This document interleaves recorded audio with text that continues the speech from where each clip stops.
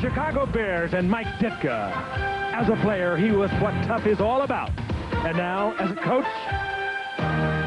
he embodies the unmistakable image of the Chicago Bears. Ditka's Bears, no quarter asked. No quarter given, the monsters of the Midway. Teams with fire in the belly.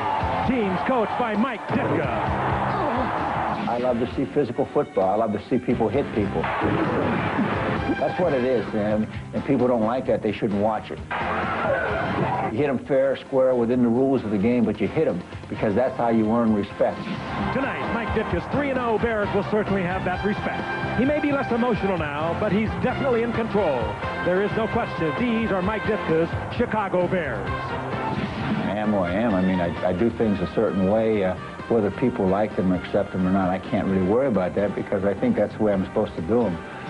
You know, I think I was put here for a purpose, and I'm fulfilling the purpose. The New York Jets beat the undefeated Chicago Bears on ABC's Monday Night Football.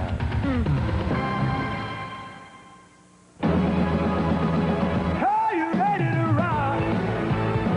Are you ready to roll? Are you ready for the Jets and the Bears coming live from Chicago? We're gonna make you smile and get rid of your blues. Monday Night Football boogie for you. Are you ready for the football? It's the game of the week that's coming your way. It's Monday Night Football and it's time to play.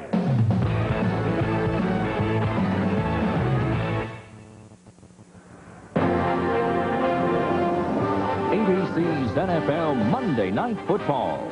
The New York Jets versus the Chicago Bears. Brought to you by Ford and your Ford dealer. Have you driven a Ford lately?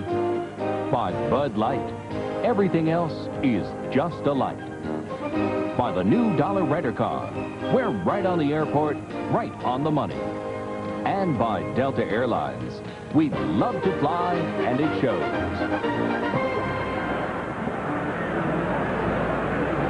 Soldier Field, and a look at the Chicago skyline on a beautiful autumn evening, the first evening of autumn. The temperature is just right for football. There is little wind blowing. And tonight, the undefeated Chicago Bears, they're 3-0, take on the 1-2 New York Jets. Hello again, everyone. I'm Frank Gifford, along with Al Michaels and Dan Deerdorf. So very happy you're with us as the Jets meet the Bears tonight. The Bears are off to a 3-0 season. Mike Ditka has them playing Bears football, and that means tough and kind of ugly. They have won 3 games. They have won the hard way, and they had a measure of revenge last week against the New York Giants to beat them. The Giants took them out of the playoffs a year ago, 31-3, and the Bears held on a very hot day to beat the Giants 20-17. So it's a Bear team that is a good Bear team, and they're playing Bear football. They're taking on a very rapidly improving New York Jets team. The general manager who came in less than 2 years ago, Dick Steinberg, has turned this team around along with head coach Bruce Coslet. They've been here less than 2 years, and they have 28 new players playing on this Jets football team, and it's a good football team, and it's getting better every day. It's also a team that could shock these Bears tonight. They are that good right now, and it's also a team that could shock the Bears. If the Bears happen to be now looking ahead to Buffalo next week, they're undefeated in Washington the following week, and you tend to do that. Frank, a funny thing about the Jets, they're always saying they're rapidly improving. But when you look at this franchise, they've been around since 1960, and yet this team's legacy is one game. Granted, it was a milestone game, Super Bowl III, but that was almost 23 years ago.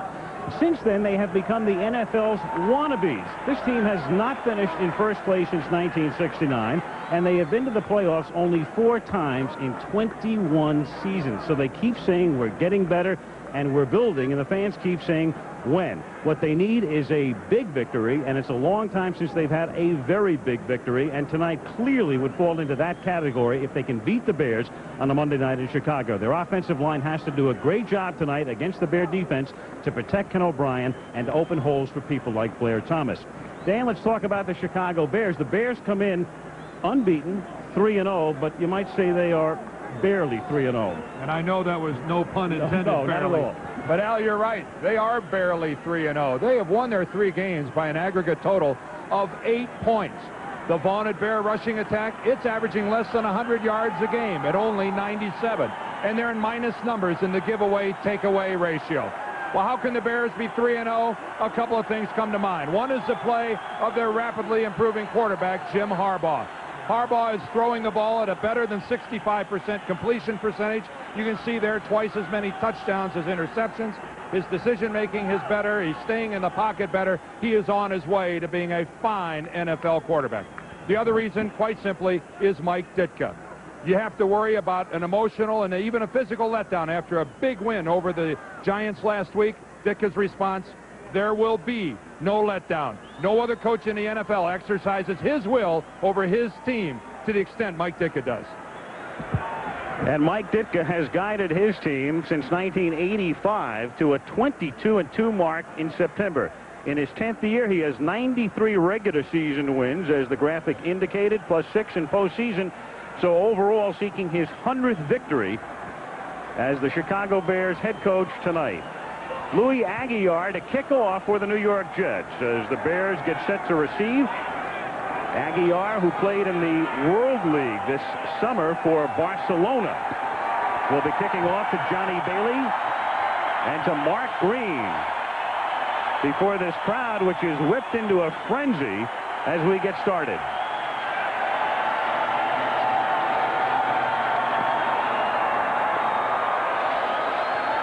Aguilar's kick is fielded at the 6-yard line, and Bailey gets ripped by Eric McMillan, who may have lost his job as the starting free safety for the Jets in his 4th season, but clearly making a huge mark on special teams. Yeah, you could say so. And of course, he's one of the fastest men on the football field tonight, the son of the great All-Pro with the St. Louis Cardinals, Ernie McMillan. And Eric McMillan has not sulked. He's not pouted, guys. He said, well, if I'm down to a special teams player, I'll just do it as good as I can. That's pretty darn good.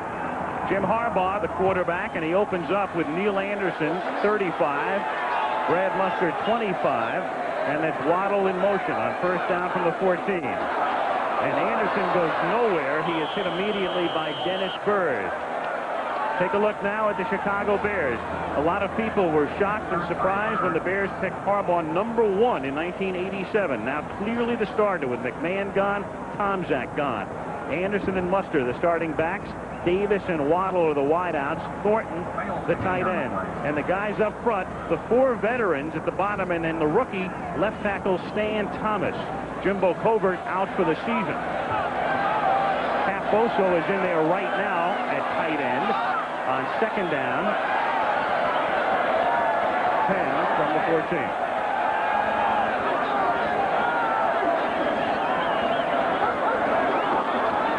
Anderson on a sweep. And a flag is thrown as Anderson gets to the 20. He is submarined by Lonnie Young. And our referee tonight is Howard Rowe. Field judge throwing the flag.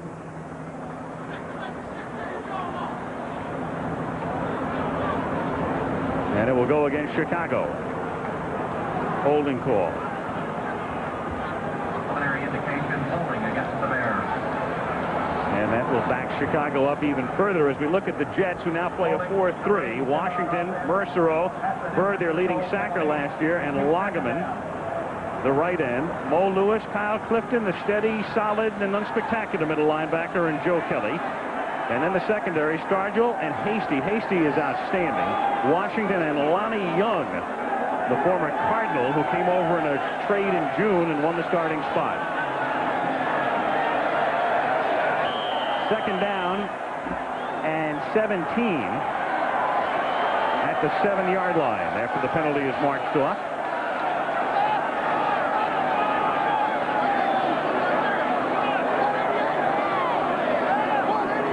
Again, Waddle, who's been in motion on all 3 plays. The Jets nearly jumped, but there's no flag. And now there's a flag after the throw is made.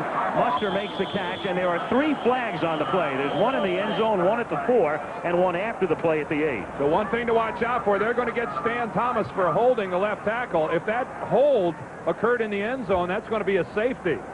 This is going to be critical, exactly where they ruled Thomas was flagged for dragging down Lagaman.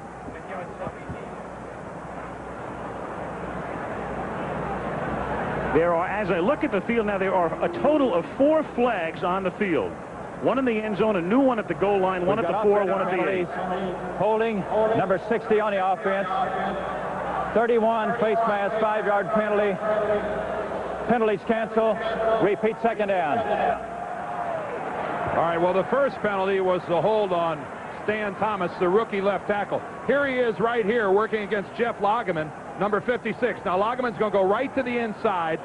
Thomas is just going to hook him and drag him to the ground. And you can, luckily for the Bears, that holding occurred on the 1-yard line. Again, if that had been in the end zone, that would have been a 2-point safety. And then Lonnie Young was flagged for the face mask, so a break of sorts for the Bears. So after all that and all of the markers, we're back to 2nd and 17. That's James Rouse now in the backfield. They take the draw to him, and Harbaugh has to unload, and Waddle makes the catch at the 33 as James Hasty makes the tackle. So the Jets were coming, and Harbaugh got rid of it. Mercereau put the pressure on, but Harbaugh, very cool and poised, picks up a big first down. A total blow in the New York Jets secondary. I mean, they just release Waddle. He goes by 2 Jet defenders. Obviously, both of them thinking the other guy was going to take him. Here's the pressure up the middle. There's Mercereau dumping Harbaugh, who never sees this completion. But look how wide open Waddle is downfield. I mean, that is just a plain blow in the Jets secondary. Gain of 31, first down, Chicago at their own 38. Opening stages of the game with no score. It appeared the Jets jumped, but there are no flags, and Harbaugh goes deep, and now there's a flag at the end of the play as Tom Waddle was back there with the Jets defensive back, Tony Stargell.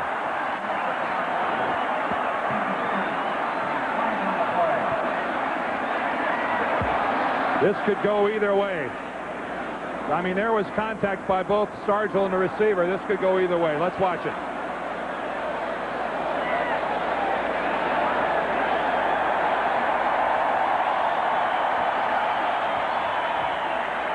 Well, that's a tight call if that's going against Stargell, which obviously it is. You did see him at one time throw that right elbow in there. Pass interference. Number 45 on a defense. Spot foul. Automatic first down. A 35-yard, very dubious call here. Yeah, I agree with you, Al. By the way, for those of you at home, Frank hasn't left. We're having some problems with his headset. I think I'm back. Oh, there you are. I didn't want anybody to think that you had gone for a cup of coffee or something. While you have been away, the Bears have extricated themselves from a big hole. They are at the Jet 27-yard line. That's James Rouse in motion, and they give it to Neil Anderson. And Anderson takes it to the 24-yard line, where he is stopped by Lageman. Welcome back, sir. Yeah. Thank you. The plumbing is all intact once again. You can do the rest of the quarter. Stan Thomas over the left side is going to have a difficult time with that man, number 56, Jeff Lageman. He hurt his knee a little bit last week, but he still had that quick move on that play where Thomas was called holding him down near the goal line. Former linebacker that moved to defensive end a year ago, and he has still the linebacker moves, and he has a defensive end size now. He's up 12 pounds over a year ago. 2nd and 6, Chicago at the Jet 23-yard line. Harbaugh, great protection, and wide open, making the catch at the 17 is Tom Waddle, and he is out of bounds at the 12. Lonnie Young makes the tackle. Well, you hate to say that Waddle is an overachiever, because I think that's an overused term, but he just seems to get it done. He's not fast, he's not big. Watch number 87 out of Boston College, a free agent, finds the open spot. The key to it, of course, Harbaugh had the time to get it to him. Frank, he's not big or he's not fast. I'm wondering if he's invisible. The way he's running through the Jet secondary, and they're not really paying any attention to Waddle. I mean, that's the second time that he has been just wide open on a route. He's caught 2 on this drive for 43 yards. First down, the Bears at the Jet 12. And they send Anderson in motion. And through the middle goes Rouse, and he is upended by Kyle Clifton after a gain of a couple. 10:43 remaining in the opening quarter. A beautiful shot from overhead. Soldier Field, Chicago. Well, the Jets this time putting 8 men up towards the line of scrimmage, and that really opens things up for the middle linebacker. In that case, Kyle Clifton, number 59, is unblocked. It's a look the Bears have seen before. The Giants gave it to them a lot last week. They've seen it all season, and they've responded by throwing a lot on first and second down. Second and call it 9 from the 10. Jets nearly jump again, but get back. And then Harbaugh just throws it away as the Jets were hot after him. Mo Lewis covering on the play. Waddle felt as if he was interfered with here. That is number 45, Tony Stargell. I would say he certainly was. Meanwhile, Harbaugh about this time is in deep trouble, taking a deep drop and finally has to throw it away. Stargell, who was called a few moments ago. Well, the reason there was no flag there is that the ball was not in the air and the quarterback was moving with the football. Exactly. He had moved out of the pocket, and that's legal for Stargell to do that. Third down and 9, and the Bears have Gentry and Kozlowski in the game. 4 receivers, sending Davis to the left. They fake the give to Anderson. A flag is thrown. The play is dead. The play is dead. No play. Dennis Byrd was the guy putting the pressure on Harbaugh. They may get Thomas for a false start. Yeah. Prior to the snap, false start, number 60 offense, 5-yard penalty, repeat third down. Last week against the Giants, Ditka put up with a couple of holds and another false start. And finally, in the fourth quarter, Stan Thomas, the rookie, just came out of the lineup, and they brought in Ron Mattis, the former Jet. Over on the left side, bottom of the screen, number 60. He saw that they were going to do a deal, and I think we're going to see Mattis come into the game, and the big rookie would go over and sit down for a while and think it over. Like right now. So Mattis is in there. The Bears beginning this drive deep in their own territory. Again, Chicago with 4 wide receivers. 3rd and 14, and the pass is low, intended for Anderson. And so Chicago bogs down, and that will bring in Kevin Butler, one of the best in the league, to attempt a field goal from about 33 yards. Well, they were all over Harbaugh that time. That's known as the pocket collapsing. I mean, Jim Harbaugh that time had people coming at him from the right and from the left, and a strong opening series for Jeff Lageman. Frank, you talked about his progress, and boy, he can't. Something tells me that he senses a little weakness on the left side of the Bear line, and he's taking advantage of it. 33-yard field goal, and Butler boots it through. 9:50 remaining. First quarter in Chicago. Bears 3, Jets nothing.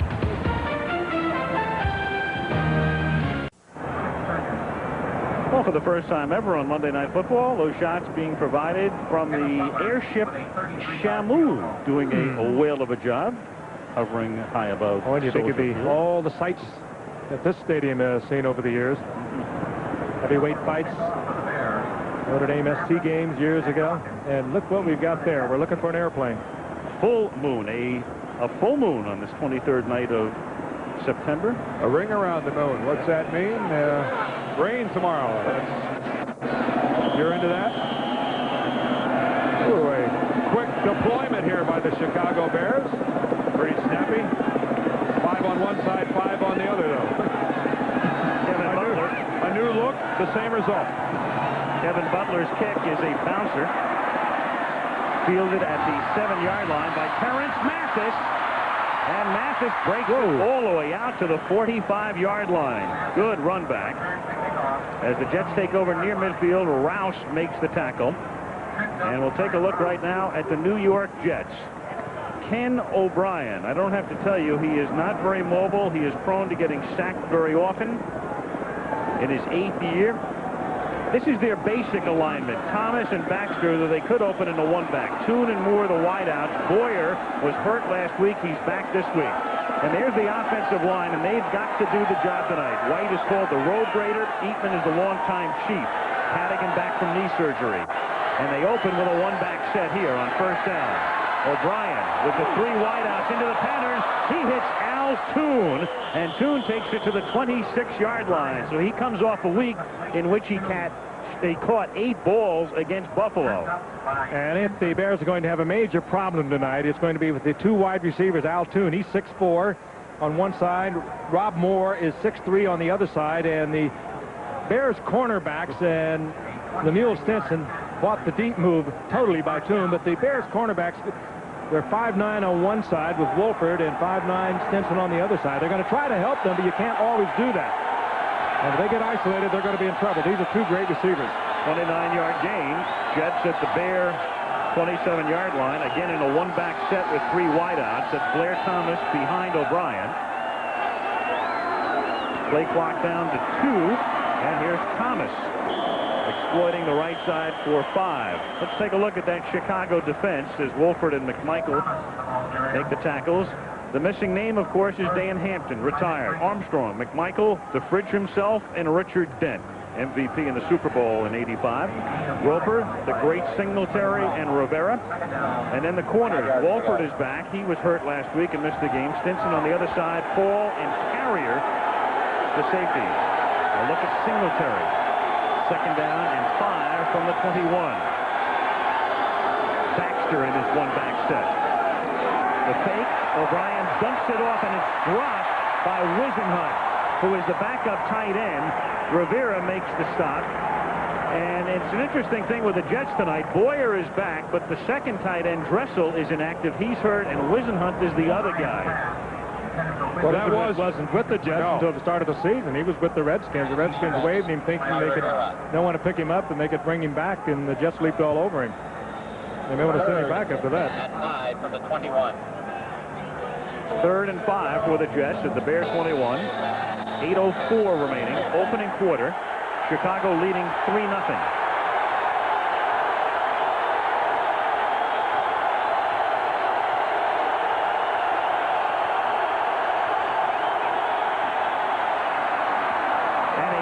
Down for Brad Baxter as he takes it to the 10-yard line. Wolford makes the tackle. So each team with an impressive opening drive. 1st down for New York, and they will spot it just outside the 10, so they can get a 1st down without getting a touchdown.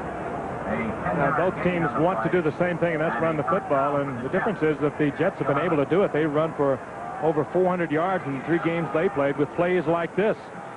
Baxter, a good, strong running back. Was coming off a 500-yard year, but they had 168 yards last week against the Bills. Even though the Bills were hurting defensively, that's a lot of yardage on the ground. For the first time, the Jets have 2 men in the backfield, and they give it to Baxter again, and he takes it to the 6-yard line.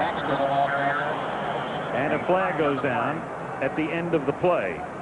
Well, one of the good things that Bruce Coslett has to say about his offensive line is that they can move people off the line of scrimmage, and to this point, that's exactly what we're seeing. They are removing the Bears from the line of scrimmage, and tacked on to the end of this play will be a face mask penalty. Oh, and there it is. That's Steve McMichael. Puts the right hand right onto the face mask. Half the yard distance penalty. Repeat 1st down. But the key so far is there have been some fine blocks at the point of attack. 2 plays ago, it was Irv Eatman, the talented right tackle, and that time the whole right side of the Jet offensive line got off the ball and moved the Bears off. There's Eatman.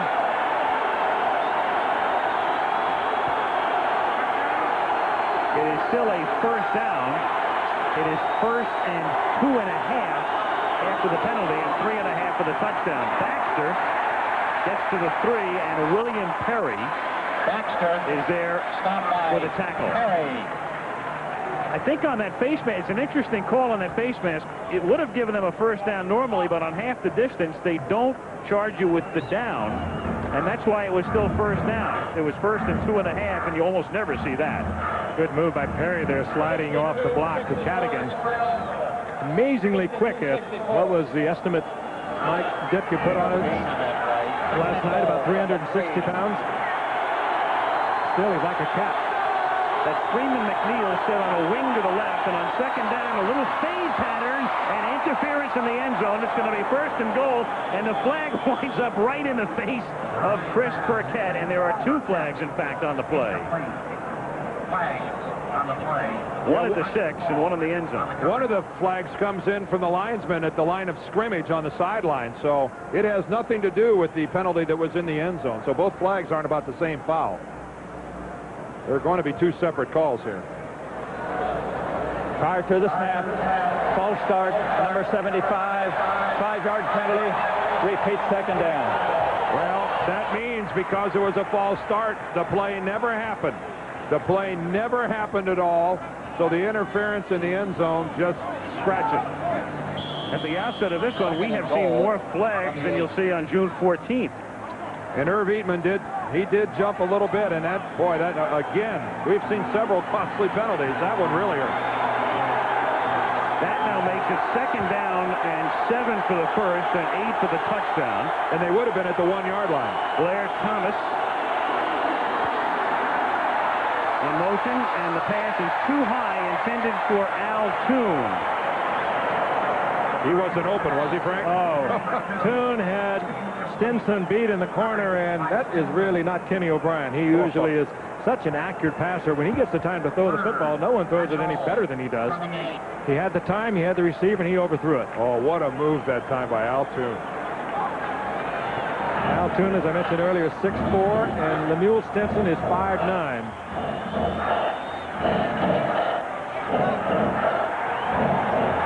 There's Lemuel. Had a lot of knee problems.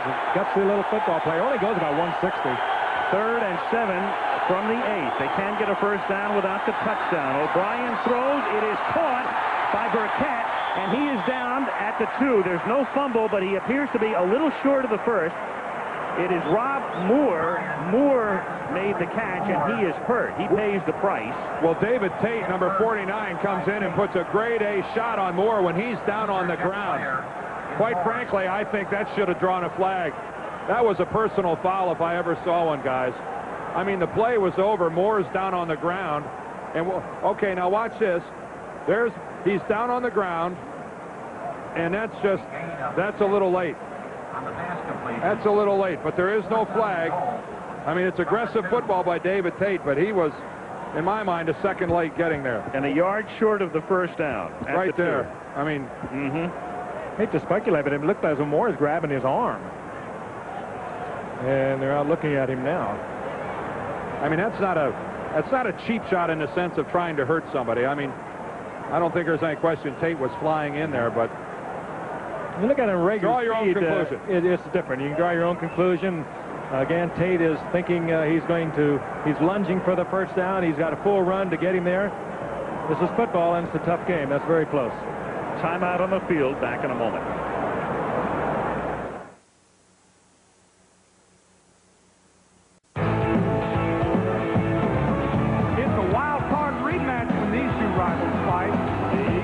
Redskins here on Monday night. Rob Moore appears to be okay. He left the field, looks all right, and Pat Leahy comes in to attempt a field goal, and this is a field goal that is actually shorter than an extra point. Spotted at the 9.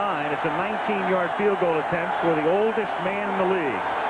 40-year-old Pat Leahy, Louis Aguiar, the punter, to hold. And so Bruce Coslett opts to come away with some points. He didn't want to go all the way down the field and have the Bears pull off a goal line stand. And on the road, he elects to go for 3 on a 4th and 1, and we're tied. Showing a lot of respect for a very tough Bears defense. Good choice.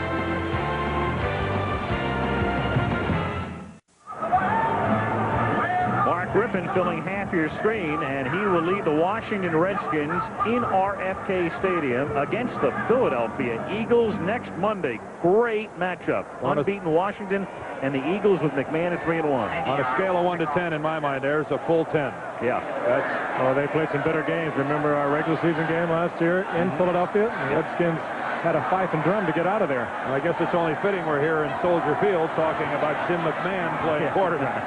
Next week, Eagles and Redskins. This game is tied 3-3. Aguiar kicks off, fielded at the 3 by Johnny Bailey. And Bailey, whose first run back tonight was 9 yards, is considerably better with this one as he takes it out to the 27, and John Galvin makes the tackle. 25-yard run back. Stopped on On the play by McMillan. So Jim Harbaugh, At the 27-yard line. clearly number one, and with McMahon gone a couple of years ago, and then they opted not to protect Mike Tomczak, and he went plan B to Green Bay. Harbaugh the guy, and their other quarterback is Peter Tom Willis. He's already proven tonight that he is the man for kind of a rebuilding period of time for this Bears offensive line. Scramble around, able to get rid of the ball under pressure. He's a good athlete. Anderson and Rouse are in the backfield from the 27-yard line. And Harbaugh has to pull it down and take off. And he's tackled at the 29 by James Hasty after a gain of 2. And Bruce Coslett saying this guy's playing well enough at the beginning of the season to go to the Pro Bowl. Well, he's a tremendous coverage cornerback, and I think he showed right there that he's a fine support corner as well, because Harbaugh has made a lot of guys look silly in the open field. Harbaugh's a lot faster and a lot shiftier than a lot of DBs expect from someone coming out of the quarterback position. But James Hasty is the guy that's making a serious bid at a Pro Bowl berth this year. 2nd and 9. Stan Thomas is still out. Mattis is the left tackle at 75, and Brad Muster is out of the game again. He's been bothered by a hamstring pull. As Neil Anderson finds some room and takes it out to the 37-yard line, close to a first down, and James Rouse, who was the man in there in place of Muster, paved the way with a nice block. Anderson, of course, the one who broke the Giants back last week with a 42-yard sprint down the sidelines and a leap of some 5 yards. He was out of bounds, but the ball was in, broke the plane of the goal line. I was down there looking at that before the game. I still don't see how he did that. Yeah. And he's concerned about that 3.1 rushing average you saw there, that yards per carry average. And Neil Anderson has asked Mike Ditka. He's talked to Johnny Rowland, his running back coach. What am I doing wrong? What else can I do? You can see how close that is to a first down. And their response is, Neil, it's young. It's the season's only 3 weeks old. Just hang in there. Things are going to break. The big one broke last week, and Neil Anderson's as good as he has ever been. And by the time the season is over, I'd look for his same old numbers. Of course, we've had some well-publicized personal problems, but did not play much in preseason. And Mike Ditka is the one who believes you have to play in the preseason. And he's also had trouble fumbling the football. He's fumbled 3 times in all of last year. Well, he only had 2 fumbles in 15 games last year. 3rd down and a couple of inches. Double tight end setup for Chicago at its own 37. As the Jets bunch together on the line. And Harbaugh will keep it himself and tries to lean for a first down, and he only needed an inch or 2. Did you see that shift by the Jets defensive line about 2 seconds before the snap? That was a shift sensing the quarterback sneak by Harbaugh. I mean, that was a real gamble. They threw 4 guys into those 2 inside gaps. I mean, if that was anything to the outside, the Jets might have been outmanned. They took there is a great gamble playing the quarterback sneak, and they were right. Well, they do it frequently with Harbaugh moving behind Bortz and Hilgenberg and Thayer. And Harbaugh being the good athlete he is, it's a good call. I mean, they got the first down anyway, but it wasn't by any more than the length of the ball. 3.5 to go in the quarter. Game tied 3-3. First down Chicago, 37-yard line. Here's Anderson. Neil loves to run left. Hasty runs him out of bounds. Rouse again leading the way. Well, the Chicago Bears are unbeaten, but again, they've only won by a total of 8 points, and there it is. As you can see graphically on the right, they have been outgained in every game, and they're the first team in the history of the league to win 3 consecutive games by 4 points or less, and being outgained in each game along the way were the Chicago Bears. Greg Landry, who's the offensive coordinator, and calling the plays this year. Mike Ditka has the override, but Landry is calling the plays himself. 2nd and 5 from the 42. Harbaugh going deep for the tight end and incomplete, intended for Cap Boso. They tried to surprise the Jets, but Lonnie Young was right there.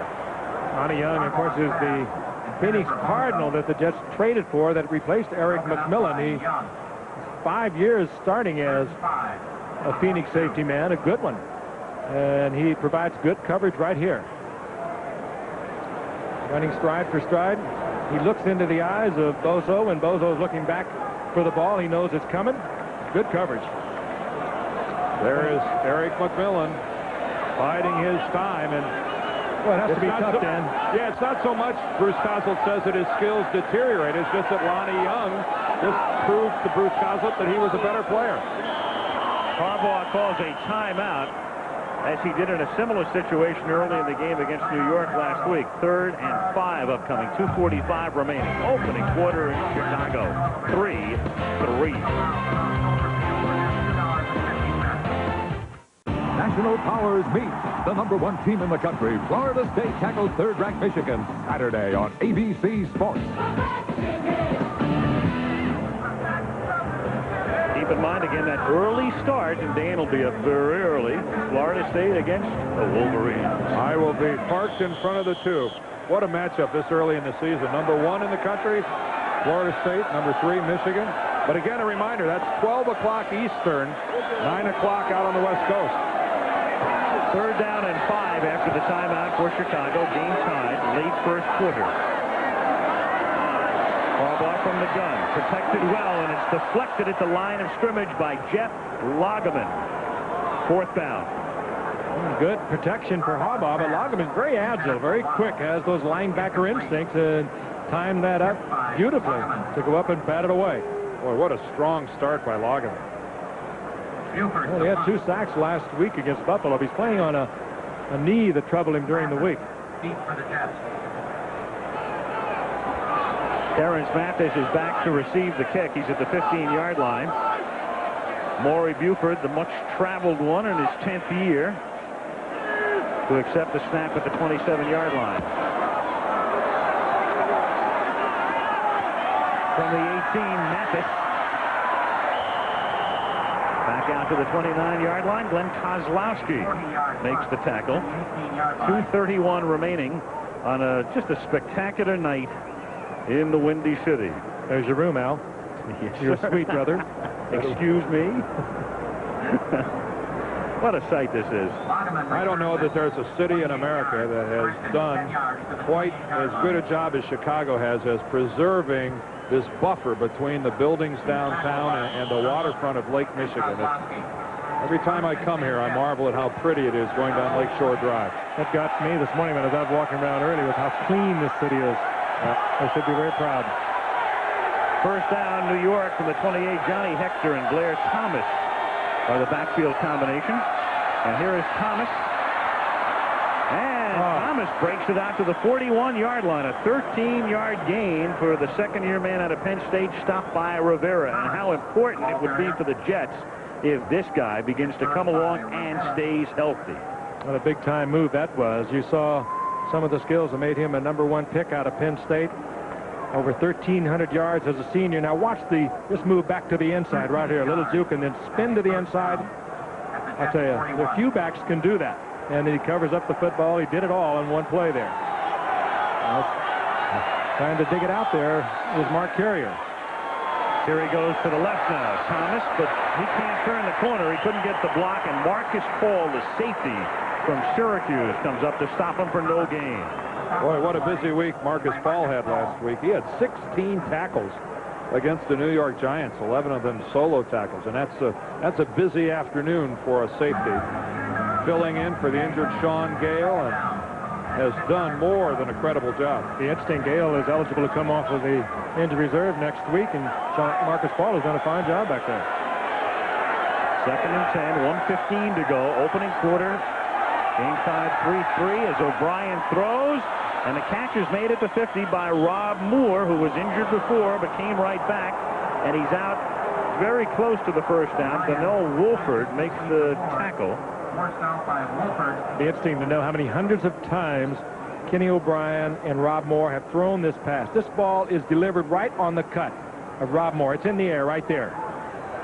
And just enough for the 1st down. Yeah, you don't go by where he was run out of bounds by Wolford. The forward progress is what counts, and it was an extremely well-run pattern by Moore, just precisely enough for the 1st down. Again, that matchup, Rob Moore, 6'3", Wolford, 5'9". Jets at the 49 of Chicago. O'Brien off the fake to buy time, and he's got an open man, but overshoots Al Toon, who gets hit very hard by Mark Carrier. He must think he was hit by the Saratoga. That's the help we were talking about earlier. They're going to give their cornerbacks, and Carrier can cover a lot of ground. He is great playing the outfield, so to speak. Now, that's Lemuel Stinson. He knows he's going to get help from the inside, so he sets up on Toon on the outside. Now, here comes Carrier. He's like a rocket. Toon had lost the football, but had he held on to it, he wouldn't have held on to it for long. A great effort by Al Toon, but Mark Carrier doing just exactly what you ask of your free safety. Toon probably hearing some tunes right now. 2nd down and 10, and that's dropped by Rob Moore, who was covered by Wolford. 3rd down. Ryan's pass. Intended for Moore. Incomplete. You know, that was a Ronnie Lott type shot that Carrier put on. You know, what was Mike Ditka talking about at the start of the show? About hitting is what gains respect. Well, Rob Moore here got hit on the ground. There you see him drop a pass. Mark Carrier serves notice that if you're going to come across the middle, you're going to get stroked. Bear football, I believe they call it. 1991 version. 3rd down and 10 from the 49-yard line. O'Brien lossing it for Moore, who's out in front, and he makes the catch and is out of bounds at the 5-yard line. Ooh, did he get both feet in? Well, no, they'll look at that one again, but that was a great catch on the part of Rob Moore. And arguing that Moore was out was John Mangum. Well, if Moore got both feet in, I'm going to give him a lot of credit because that is tremendous use of the sideline. I'm not sure he had them both in. Let's look at it here from high in the end zone. 4-yard line. Concentrating. There's the right. That's out of bounds. Well, it'll come back. Clearly, Bill Fetty is the replay official. Yeah, one. Now the other one's in the air. Yeah, the left was down, the right's out of bounds. No, I didn't. Still, a superb effort, but this Soldier Field crowd, I think, is going to get what they're chanting for. It'll come back, and it'll be 4th down as well. Tom Finken is the side judge in your picture right there, and they will be reversing it. Yeah. Well, it's safe to say that you will see it again because Moore had blown by Wolford, had him by 5 yards. And if O'Brien leaves it inside, it's 6. Play is incompleted pass. Bring up 4. The teams kind of stole the referee's thunder. Before he could make the announcement that it was reversed, they all jogged back upfield. And both units started to head for their sidelines before he could even make the call. You know, we pick on the replay all the time. I frankly don't like it, but that is the replay at its very best. Not a whole lot of hesitation. It was fairly obvious to us. The official was right down. He was looking at a lot of different things down there, whether it was interference, whether he was juggling the football. They took one look at it. They knew it wasn't. They brought it back. Agreed. Louis Aguiar to kick. That's Johnny Bailey back to receive at the 10-yard line. 12 seconds to play in the quarter. I also agree with you, Frank. That won't be the last time we see that pattern on either side.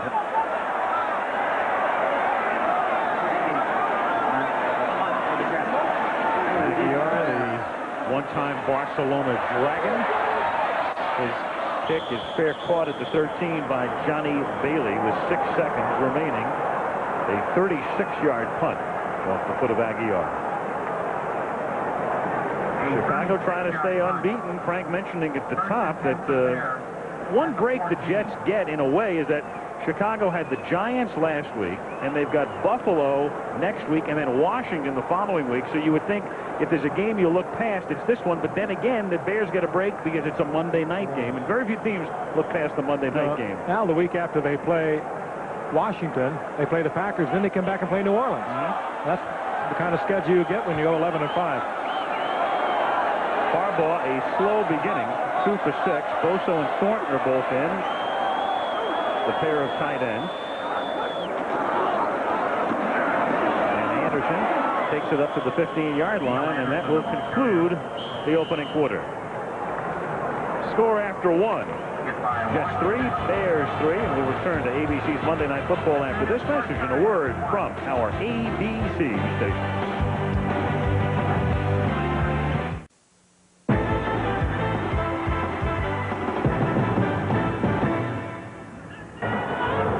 the second quarter, and ABC's Monday Night Football is being brought to you by Chrysler, Plymouth, Dodge, Jeep, and Eagle dealers, where you get the advantage. And by Midas, where brakes done right, nobody beats Midas, nobody. Al Michaels, Frank Gifford, Dan Deerdorf, Soldier Field, Chicago, gorgeous. Early autumn night, 3-3 tie. Start the second quarter, second down and 9 for Chicago at the 15-yard line.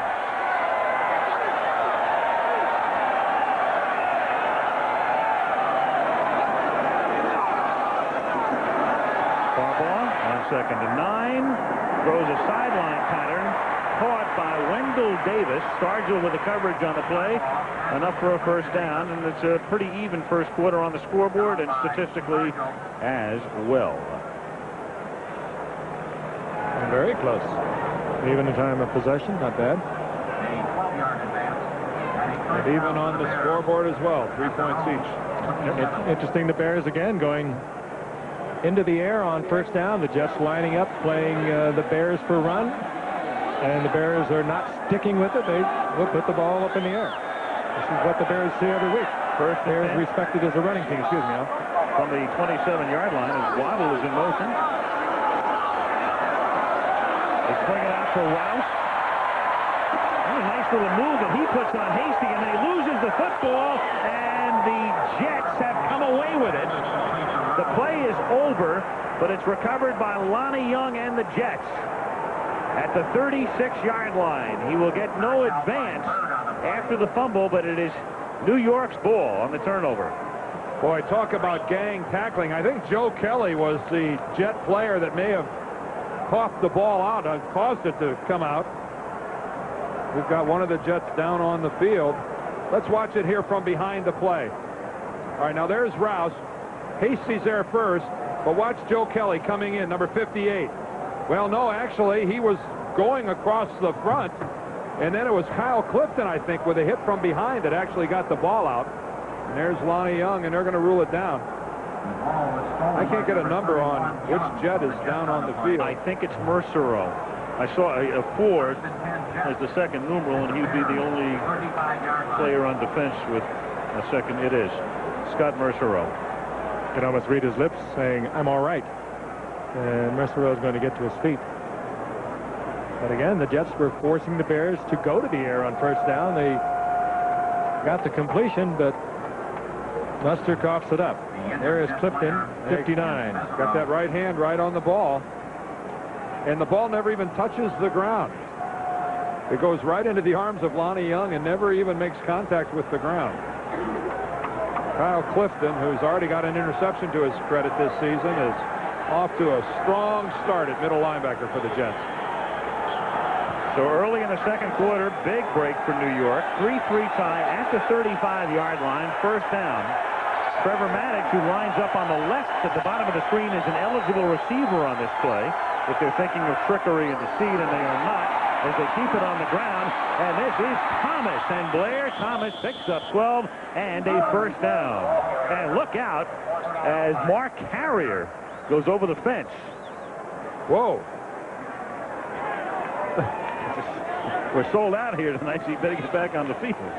There was a key block out front that time by Rob Moore, the wide receiver that was good for another 7 or 8 yards.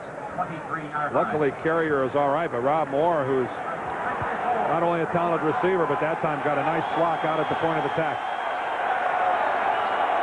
First down, Jets, 23-yard line. Here's the give to Thomas as he takes it to the 20-yard line, picked up a 3.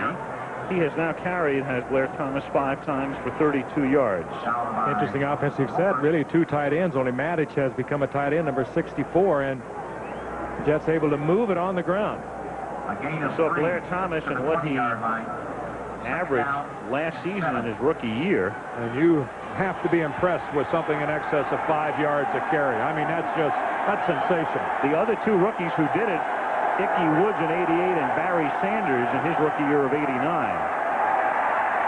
O'Brien with about as deep a drop as you'll ever see, throws to Thomas, and he can't handle it. Roper covering as he juggles it along the stripe at the 10-yard line.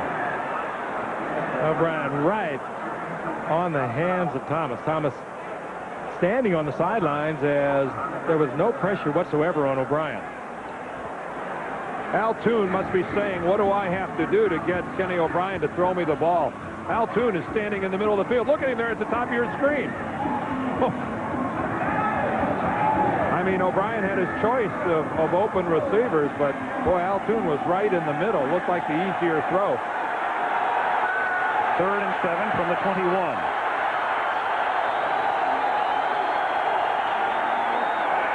O'Brien under pressure and throws too low. John Mangum on the blitz that time, number 26, forced O'Brien to release prematurely, incomplete. And so the Jets bogged down, and Pat Leahy, who took plenty of vitamins and a little Geritol today, I'm sure, comes in. We saw Pat out walking the streets today. Just one of the great success stories in NFL history. 37-yard attempt. He made a 19-yarder earlier. He tries to put New York on top. Aguilar to put it down, and this time he leaves it off to the right.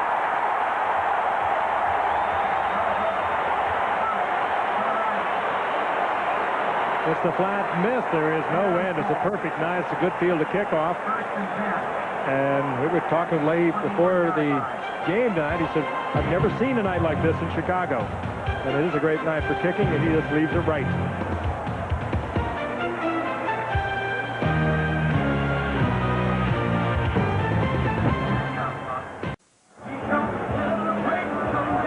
Richard Dent looks like he's already had a full night's work. Well, imagine how great this must feel tonight to the Bear players in comparison to last Sunday's game with the Giants when it was hot and humid here at Soldier Field. In the 90s, that had gone into overtime. I don't know who could have finished it. First down, Chicago, after the missed Leahy field goal. Game tied 3-3. Harbaugh starts to slip, but gets it away to Rouse, who fumbled the last time he caught the pass.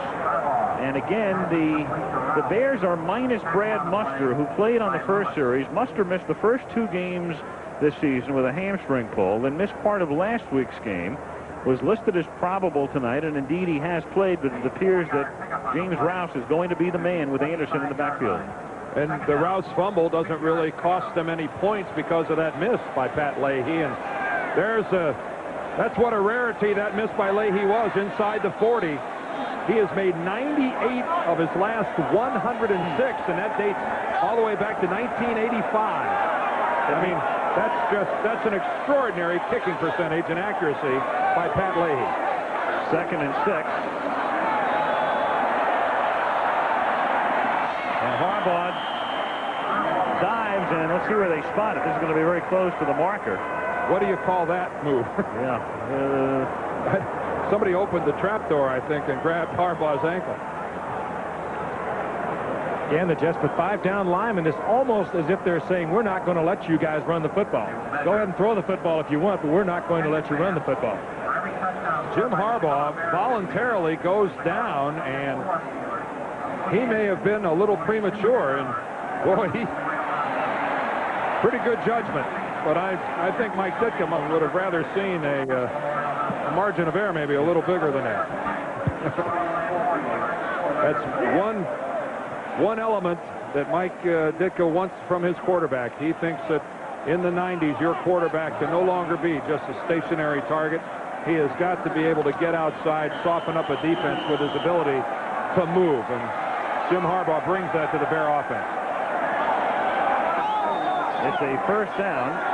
It's James Thornton coming out of the backfield and lining up on the left side.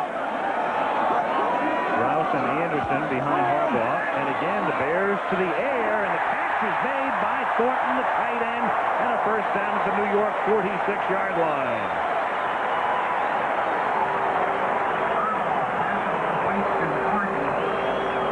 Bears just the Jets just dropping into his zone, and Thornton finding the open spot. Harbaugh is right in sync with him.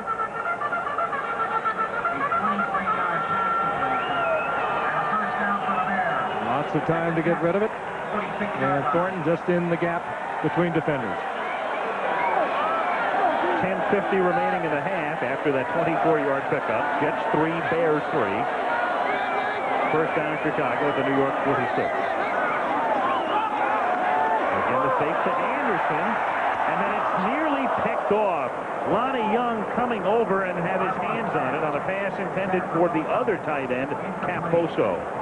Safety blitz on the part of the Jets. Brian Washington coming on the blitz. The Bears picked that up, and it was good coverage by Lonnie Young to get over and break that up. Ball seemed to hang a little bit. It took some time getting to Bozo. You can see him having to wait for it. And boy, that's just a perfectly executed play by the free safety, with the exception of not catching the ball for the interception. I mean, he timed it nicely, just didn't make the catch. 2nd and 10. Darren Lewis is now in the game. He's a rookie out of Texas A&M, number 33, the running back for Chicago. And they give him some early work, and he gets an early greeting from Dennis Byrd at the 45-yard line. And Tom Clifton right there with Byrd. I think the two of them arrived at the same time. Dennis Byrd, a fun guy. There's Pete Carroll, the defensive coordinator of the New York Jets, flashing in the signal. It's a very improved unit. Carroll, a lot of years, secondary coach of the Minnesota Vikings, and he's brought a lot of that Viking look here to this Jet secondary. And he does look like he just turned 21. I agree with Kenny Wolf, our producer. That's 3rd and 9. Harbaugh throws, and it's Davis making the catch, but he is short of the first down. Tony Stargell right there. So Wendell Davis is at the other end of that pass. But it's at the 39-yard line, and they had to get to the 35.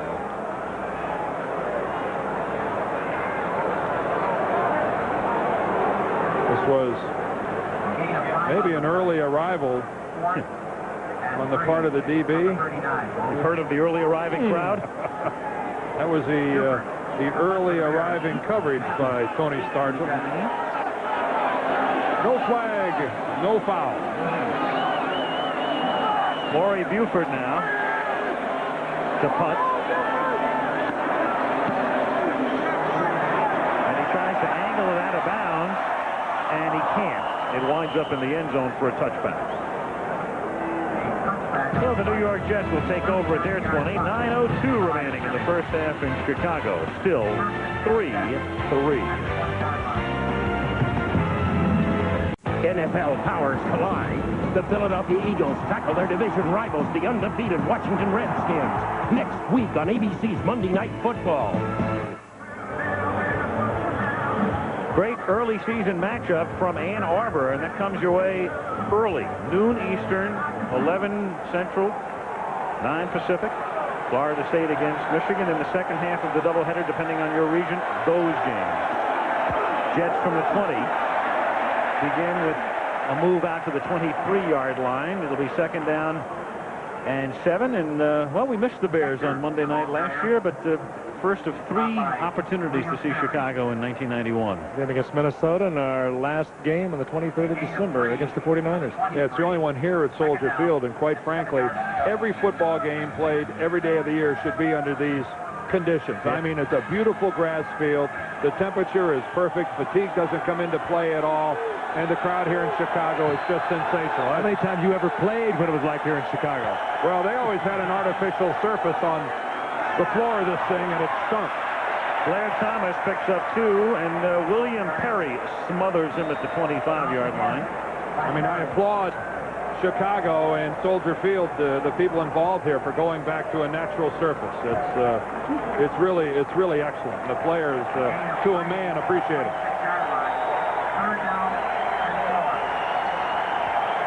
It's going to be 3rd and 4. The Jets, meanwhile, on the ground. Last year averaged 4.5 yards a carry. The league average last year was 4.1. This year they're averaging 4.2, and that's about what they need here for a first down. They need about 4.6. And they go to the air, and Rob Moore was the intended receiver with Donnell Wolford right there to break it up and force a punt. Well, the way Wolford broke on the ball there, I think the hamstring is no longer a factor. And he also had deep help in the form of Mark Courier. He took a shot at it. But that's, when you have a hamstring, one of the things that is really a problem is driving and accelerating. And Wolford that time really moved in front of the receiver. He got in front of Moore and made it very difficult for O'Brien to put the ball out in front. That's a great play by Wolford. Aguiar to punt, Bailey to receive. That's a good kick. 29-yard line. Bailey can't go anywhere. Getting right down there was Clifton. 45-yard kick. Timeout. 7:29 left in the half. Chicago and the Jets 3-3.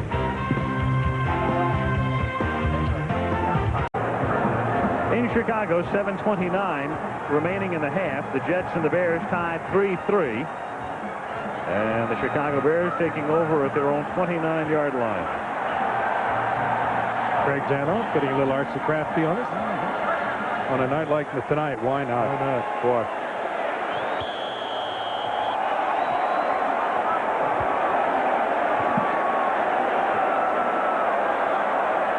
First down from the 29-yard line.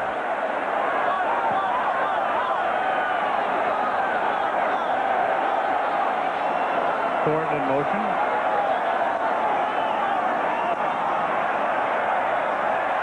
Thornton makes the catch, and that's an 8-yard gain out to the 37-yard line. You know, guys, looking at that shot Craig gave us there of the outside of Soldier Field, makes me realize it's very appropriate that Mike Ditka is coaching here at Soldier Field now that he's become such an expert on foreign policy. And Mike will talk it over with you. Anything you want to hear. Personal foul. Number 97 on a passer. 15-yard penalty. Into the pass completion. First down. look at that spin move to the inside by Jeff Lageman. Thomas comes back and does get a cut on him, but boy, you can see the blatant shot to the head there by Marvin Washington. And that's what draws the personal foul, roughing the passer. You cannot go in there and wrap a quarterback on the head. The referee, his sole responsibility is to stand there and look at that quarterback. I mean, that's going to draw the flag every single time. Moves the Bears into Jets territory. First down at the 47-yard line. Anderson. Oh, coming up, Lonnie Young to make the hit, and he gets hit as well. Young a little slow in arousing.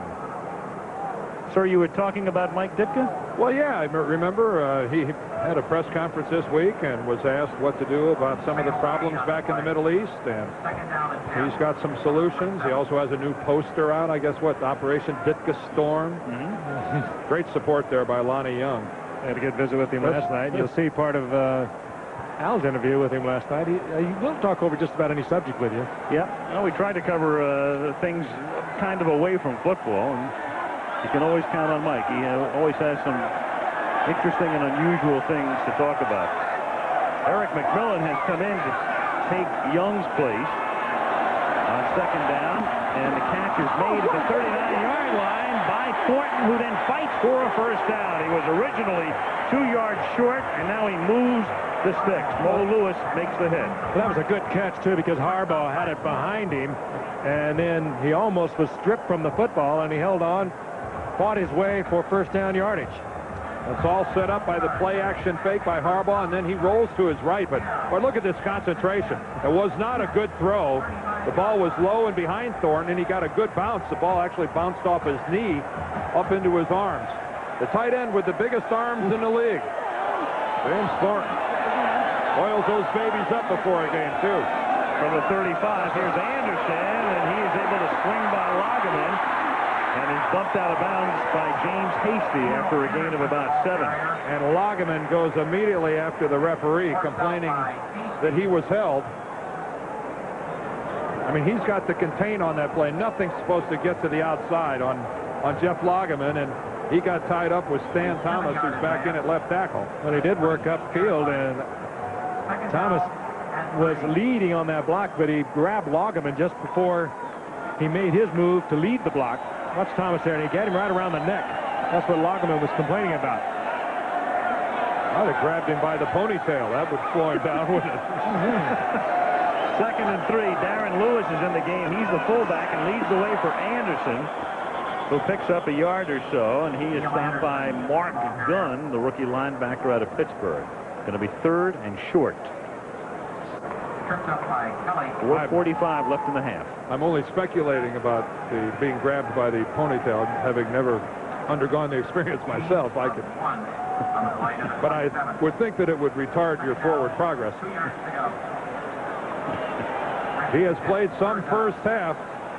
Hairstyle excluded. Jeff Lageman has had just an excellent game so far. I think his barber says, if you don't look good, we don't look good. I figured that was when he came up as the #1 pick as a linebacker. I think it's safe to say he doesn't have a barber. 3rd and 2 from the 27. Harbaugh dumping it in Thornton's direction, but at the last moment, it's Clifton right back there to help break the play up.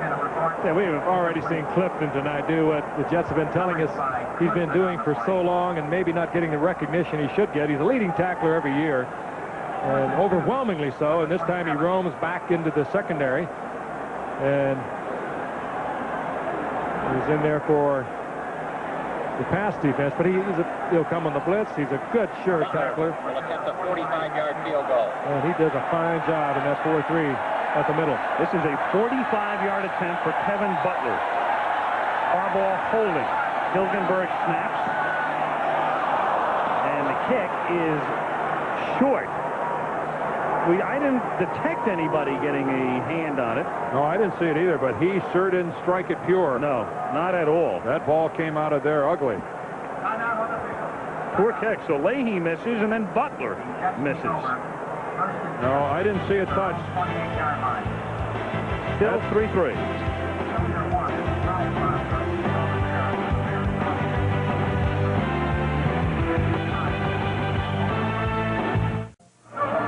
On the 3rd down pass, Harbaugh tried to hit Thornton, who's circled. Watch Waddle out here as he comes across the middle and is wide open. Mike Ditka says one of the things that Jim Harbaugh does is he makes up his mind. Look at Waddle there at the top of the screen, wide open and screaming for the football. It would have been wise for Harbaugh to look at him. Jets take over, and Blair Thomas breaks one for a first down all the way out to the 45-yard line. Donnell Wolford makes the tackle. So the Jets take it out near midfield with 3:48 remaining in the half, in which the game is tied 3-3. 17-yard gain. Pretty good move here. Good scheme, too, against the Bears. They're great pursuing, and this little counter move sets up to the right and then brings it back to the left against the grain. And 45-yard line. trying to break it back into the inside. Good move by Blair Thomas. And a good move to escape the descending fridge. First and 10 at the 45. Keep it on the ground to Thomas. And Thomas has already rushed for 60 yards in this half. Singletary makes the tackle at the 47 of Chicago. It'll be 2nd down and about 2. Where the fridge was right in position to make that play, and I don't know if he stumbled or what happened, but he floated right over into the alley and just fell to the ground. Well, the scheme of the defense will take 72 right there, right into the play, and whether he didn't see Thomas, he just stumbled and tripped, and down he went. He might have tripped over the left guard, Dave Cadigan. They may have caught their feet together. And 2nd and 2. O'Brien, who is 0 for his last 6, keeps that string alive. Intended for Burkett, and O'Brien on the night is now 3 of 12. Incomplete. It's the Bears 45. Simpson on the coverage. And it will be 3rd down and 2. 3rd down and 2. An open man, just a poorly thrown pass. I'm not altogether sure Burkett and O'Brien were on the same page on that pass. Look at Chicago, a veritable aerial circus. O'Brien looked up to Burkett, had a few things to say to him on the way back to the huddle. 3rd and 2 at the 47-yard line. 2.5 to go in the half. Game tied 3-3. Baxter, first down, run out by Wolford inside the 40-yard line. Well, the Jets' offensive line has everything going for them at the moment. They are just beating the Bears off the line of the scrimmage, and they can do just pretty much what they want to do. Big Irv Eatman on the right side, Frank. He's one of the guys that's really getting it done. Again, a counter play that goes against the Bears' always pursuing defense, and it worked well. There's tomorrow night's lineup. Big Tuesday night as always on ABC. Full house. Home Improvement. Great new show. Roseanne and Home Front. Your primetime schedule tomorrow, Tuesday, here on ABC. O'Brien on 1st and 10 from the 39-yard line. O'Brien goes underneath and hits Terrence Mathis, who gets to the 19-yard line. Stopped by Mark Carrier. When you can run the football like the Jets are running the football and the Bears right now, you can do anything and everything you want on the field. 2-minute warning. Well, the line up front gives O'Brien a lot of time, and that's always been Kenny O'Brien's need and necessity. And how do you find a guy more wide open than Terrence Mathis was right there? Disregarded by the Bears, and they paid for it.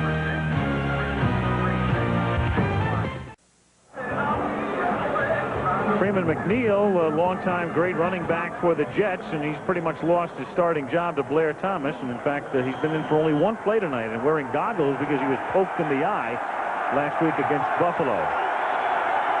2 minutes to go in the half. Game tied at 3. First down, New York at the Chicago 19. And that's Johnny Hector coming up to have a word with O'Brien before the snap.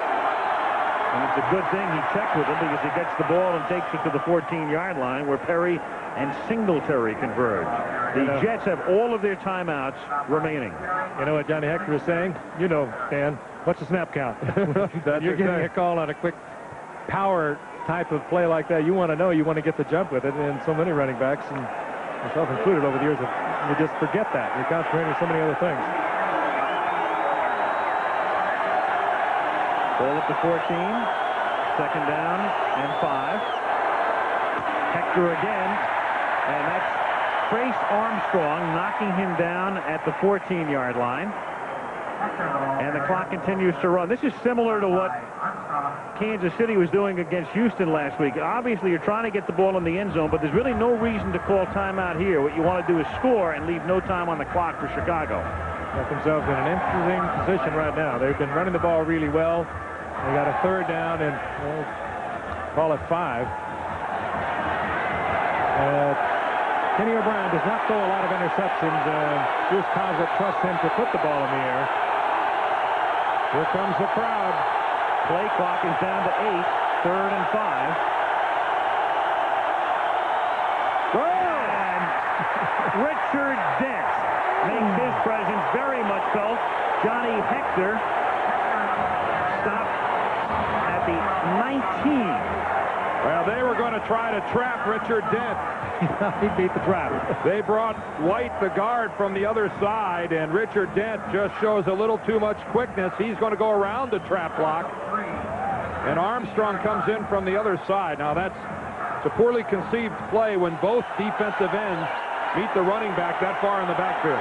There are 5 seconds remaining. The Jets need to call a timeout, and they do, and they called it with just 2 seconds.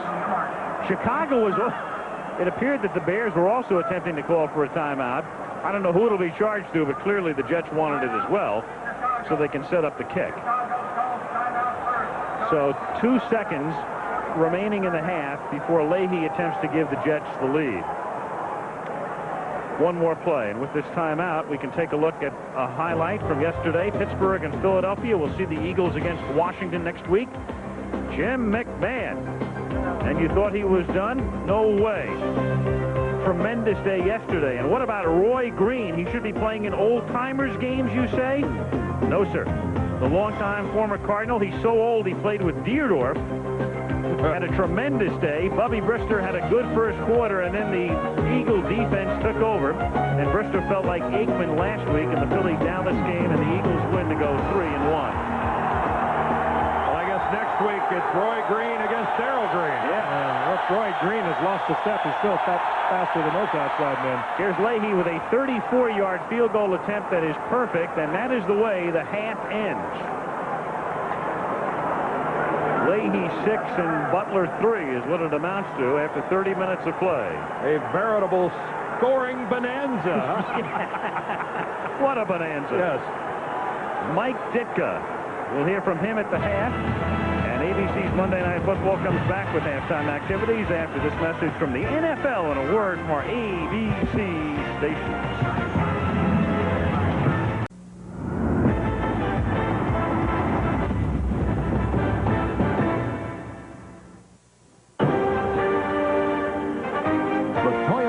halftime report. Brought to you by your Toyota dealers and their quality line of cars and trucks. Toyota, I love what you do for me. Here now, Frank Gifford. We're back at Soldier Field in Chicago at halftime. The New York Jets and the Chicago Bears. For the past decade, Mike Ditka has ruled over his Chicago Bears with an iron hand.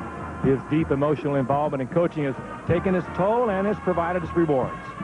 Mike will have a comment with you on just about any subject. And last night, he and Al sat down and talked it over. The NFL coach of the 90s has to be a lot of things. Teacher, administrator, strategist, father, confessor, disciplinarian, television personality, all those things. What aspect of that equation do you enjoy the most? I think through the years, you know, in beginning, I think when you start coaching, maybe we all have a tendency to want to prove something. That has since passed in my... I really have a lot of fun with the players, and I'm enjoying myself more because I'm not staying away from the players like I did for a few years. I really, you know, because I thought that was the way you did it. But I realized that, you know, at heart, I'm a kid myself. I really enjoy what they're doing. Why are you closer to the players now, and why were you distant then? What made you change? Well, I think I was distant because I thought that's what you're supposed to be. You're supposed to stay away from them. Don't, you know, be two levels. You can't, you know, this level, that level. Coach is not a player. Player is not a coach, this and that. I don't believe that anymore. I believe that it's important that I communicate with them, that they know where I'm coming from, that if they got a problem, they got to talk to me, that they know that I'm fair about it, that I'm understanding, that I am compassionate, that I'm not going to beat their head in, that I'm not out there to be a guy with a whip and dragging them through 2 days with the idea of saying, hey, I'm trying to get you guys tired or you hurt. I'm trying to get you ready to play football in the National Football League. You have pretty much lived the American dream in a way, have been not only successful in what you do for a living right now, but in other areas. Is the accumulation of money important to you? You know, and partly when I worked with the Cowboys was the happiest I've ever been. I was at great peace with myself and my life, and I knew what I wanted to do, and I was happy doing it, and had a great job. And, you know, modest means, I mean, there was nothing, you weren't very wealthy, but you weren't poor. I mean, you had enough. And you know, and since you get more, you find you're really not any happier than you were when you were just doing things the way you're supposed to be doing them. But I'm not sad now. I mean, I'm not unhappy, but I think the happiest I ever was probably was in Dallas. That was a great learning part of my life. Could you ever coach another team? No. Bears only? Bears only. I say that to you tonight because that's the way I feel tonight. Now, what would make that change? I don't think anything could make that change. A milestone day in your life, clearly, November 2nd of 1988. You have a heart attack. You're back coaching very quickly. Do you think about dying much? Do you worry about dying? No, I don't have any fear of death. I've had 52 good years. I tell you what, if it left me tomorrow, I mean, I've been very blessed and seen a lot of good things, been part of a lot of things, met a lot of wonderful people, and I have a lot of acquaintances, and I guess you call them friends. I really do. I think I have people that I love, and I have some people who love me. So that's important. And death doesn't bother me. And I'm not going to have another heart attack. And this is a fact that I want to get out. I might live to be about 130 and really make a lot of people mad. One meets three in the first of two. The #1 team in the country, Florida State, invades Ann Arbor for a battle with third-ranked Michigan. Then the excitement continues with regional action as Georgia Tech tackles Clemson, Colorado takes on Stanford, or Pitt meets Minnesota. It's an ABC college football doubleheader Saturday. Back at Soldier Field, the Jets over the Chicago Bears 6-3. We're at halftime, and very interesting interview with head coach Mike Ditka. And, he is one of the most interesting people that we know in sports. He's just straight out. What you see is what you get from him. He'll fool you, too. You know, part of the interview that we didn't have time to play, I asked him about going to the booth. Everybody thinks he'll follow Stram and Madden and Walsh and Parcells. I don't think so. I don't think you're going to see Ditka in the booth unless he has to for some reason. I don't think there's no scoreboard at the end of the game when you're sitting up here. He needs to know whether he's won or lost at the end. I know one thing that I have in common with Mike Ditka. I plan on living until I'm 130 years old, too. So Your life is not full yet, right? You and I will play golf together. Okay, he's got his hands full tonight against the Jets team. We talked about them early on. This is a team that is for real, and they need to take that one more step. Bruce Kozlitz said that. They need to get over the adversity, and when something goes wrong, come out and put it back together again. If they win tonight, it's their biggest win since they knocked the Giants out of the playoffs in '88. And for the Bears, quite frankly, they only have 36 yards rushing in the first half. They don't run the ball any better. The Bears are going to have to struggle to win. They've got to control it a little more on the ground. Seems like the Jets are just saying to the Bears, you're going to have to run this football, and they've been able to handle that thus far. So it'll be an interesting second half coming up. We'll be back in Soldier Field with the second half kickoff in a moment. This is an Eyewitness News Brief. Now, here's Marianne Childers. Good evening, I'm Marianne Childers. Tonight after the game, Eyewitness News has learned that an Indiana chiropractor was the apparent victim of a gangland-style murder in Des Plaines. Parents in Addison meet tonight to urge an end to a school strike, which began on September the 6th. Also, we'll find out why Chicago commuters may be digging deeper into their pockets when they ride the CTA. Governor Jim Edgar signed a bill today that will help pay the costs for some Illinois families facing infertility problems. We'll learn why the city of Chicago is watching its police cars to make sure they're safe to drive. President Bush asked the United Nations to keep the pressure on Iraq to destroy its weapons of mass destruction. And we'll take you to Soldier Field for live post-game reports, plus interviews with your favorite Bears. Hope you'll join Floyd Calber and me for these stories and much more on Eyewitness News Tonight, a special one-hour edition after the Bears-Jets game.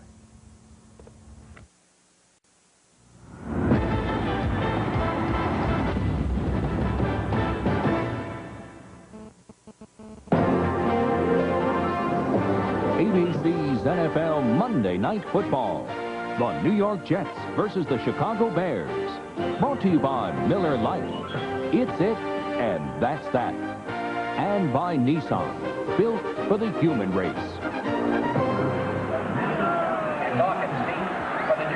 So here we go as we start the third quarter at Soldier Field in Chicago, and Kevin Butler to kick off for the Bears. Terrence Mathis and Dale Hawkins to receive for the Jets. The Jets ending the first half with a Leahy field goal, and they lead 6-3. 1 yard in, Mathis. Past the 20. Stopped at the 24-yard line, and the ball comes loose, but the officials are saying... I don't know what they're saying. Yeah, I thought I saw one official point to the ground as if to indicate play was dead. Side judge has to wrestle Dawkins away. Well, you can see the one official standing there with his foot marking the spot. That's... Halftime numbers are almost as equal as the score, which would be dead equal if we had not have had the one missed field goal. Still, I go back to that 36 yards for the Bears on the ground. It's incredible that one of the most prolific rushing teams of the last decade in the National Football League struggles the way they have so far this season. Again, averaging less than 100 yards a game, right at 97. From the 24-yard line, here's O'Brien throwing and caught by Brad Baxter. He takes it to the 33-yard line, a gain of 8. Mike Singletary makes the hit along with John Roper, and Marcus Paul comes up as well. We'll go back to it again, too, Dan. It's like every other team that's playing the Bears this year. They are lining up to take away the run. They're not going to let the Bears run, and they're basically saying, if you're going to beat us, you're going to have to beat us with the pass. And they've been unable to do so. Mike Singletary, look at the eyes.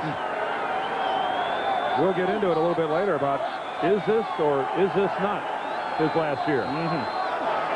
Second and a short 2.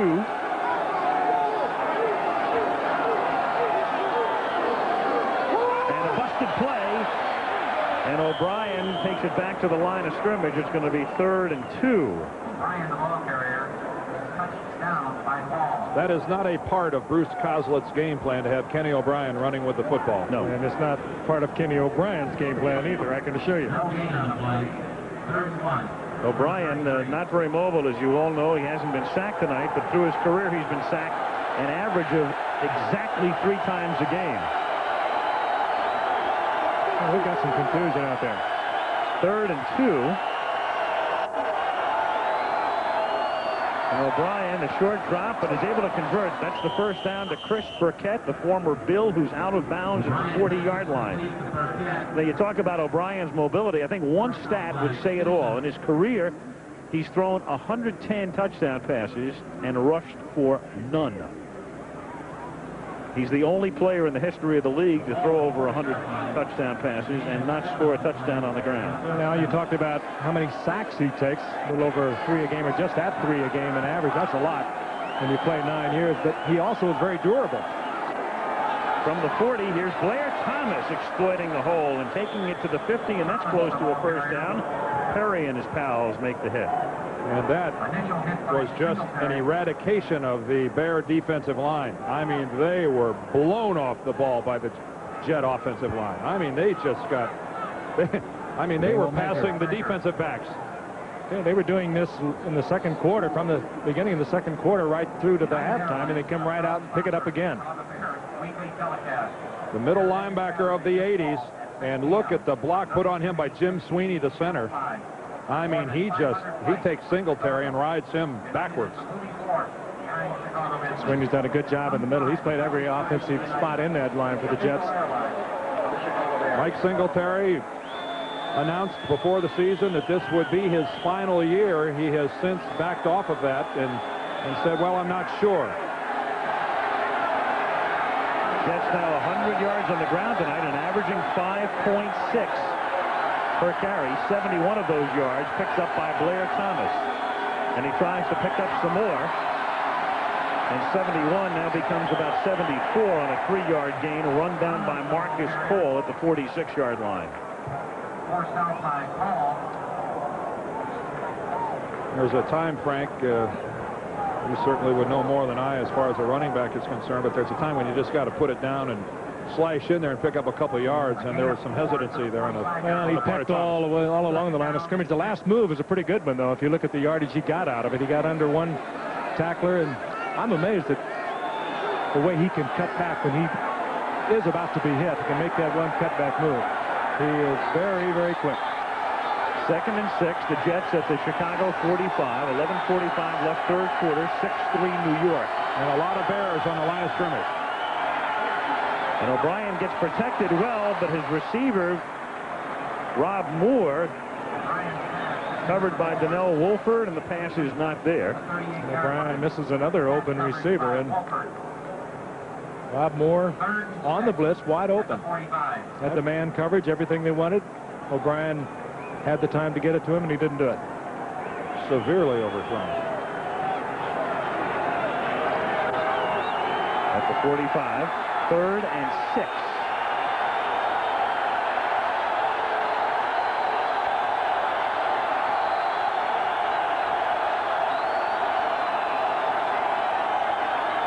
Four-man rush. O'Brien incomplete, goes to his checkoff man, Mark Boyer. It's the first time he's thrown his way tonight. Everybody was covered. O'Brien looking over the middle and to his left, and they're going to be forced to punt. There's Steve McMichael coming off the field. Boy, what a great year he's having so far. Although he hasn't been in on much tonight, McMichael already 3 sacks on the year and no longer playing in the shadow of the great Dan Hampton. He used to rotate him last year, too, Dan, and now he's playing full-time. He came into camp in great shape, ready to perform, and he has. Here's Louis Aguiar kicking. Johnny Bailey back to receive. Bailey's going to call for a fair catch at the 7-yard line. And a marker is down all the way on the other side of the field, way away from the play. Yeah, it's all the way down at the 10-yard line. Yeah. The Bears do a good job on the outside men. Sometimes they're a little over-enthusiastic with the way they pump them around, the 2 men on either side of the field that come down under the punt. The Bears really beat them up. Howard Rowe is the referee. The side judge makes this call, Tom Finken. That flag is down on the field. Delay of game against the Jets. Well, I would think the Bears would want them to kick that one over again. So they're saying the play clock expired before the kick. Illegal substitution on a kicking team, number 89. 5-yard penalty, re-kick, 4th down. Dale Dawkins is the guy. An illegal substitution. Yeah, that's one of those things where you wish it was clarified a little bit more by the referee. Like who was illegal? Yeah, like why? Al Roberts is the special teams coach for the Jets.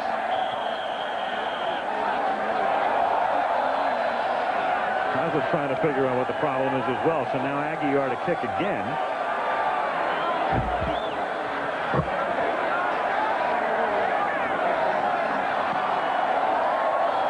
And this is another good kick. This time the fair catch will be called for as a decoy.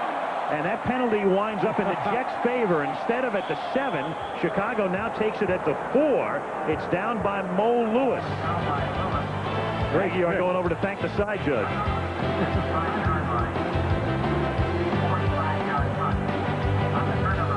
National powers meet. The #1 team in the country, Florida State, tackles third-ranked Michigan Saturday on ABC Sports.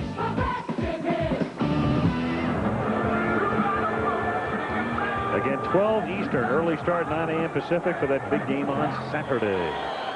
McCaskey, chairman of the board of the Bears, stopped by the booth a while ago and said, well, sorry we're not playing so well. His team is backed up to its own 5-yard line. They trail 6-3. 11-12 to go, third quarter. Anderson takes it out to the 9-yard line. Bill Pickell makes the tackle. Yes, Bill Pickell, the old Raider. Plan B pickup. Here's a reminder again, next week we go to RFK. It'll be a big weekend in D.C. Redskins hosting Philadelphia. Going in a little early to help Joe Gibbs with one of his charities, Youth for Tomorrow, home that they have, working with the inner city kids, and have a big barbecue and auction set for Manassas, Maryland, and Rutherford, Virginia. Second down and 6 at the 9-yard line. Anderson again. You know, it's a funny thing about Anderson, and we should point it out because you probably read about it. He's got a few things on his mind. His mother died a couple of years ago, and his father is now involved in a situation where he is being held for murdering his girlfriend. His father is in custody in Florida and awaiting trial. So it's with that and some other things on his mind that Neil Anderson enters the 1991 season. He's a young man that has gained over 1,000 yards in each of the last 3 seasons and is principally responsible for the Bears' win over the Giants a week ago with a sensational dive into the end zone at the end of a 42-yard run. Third down and 5 from the 11-yard line. As Harbaugh airs it out and no Bear is there, and it's only not intercepted because Lonnie Young couldn't figure out which way to turn.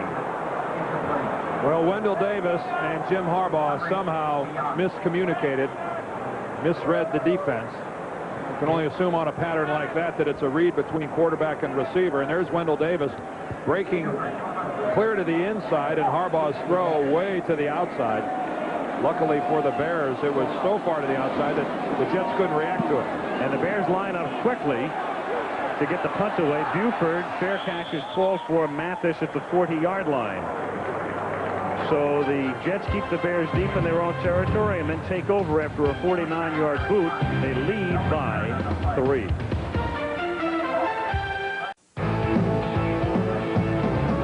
It's a wild card rematch when these two rivals fight. The Eagles and the Redskins here on Monday night. That's a big number, 8.5. When you can do that on first down, you are in good shape. And the Jets have been starting in much better field position throughout the course of the game than Chicago. And they start in good field position here at their own 41-yard line. First and 10, New York. Jets lead 6-3.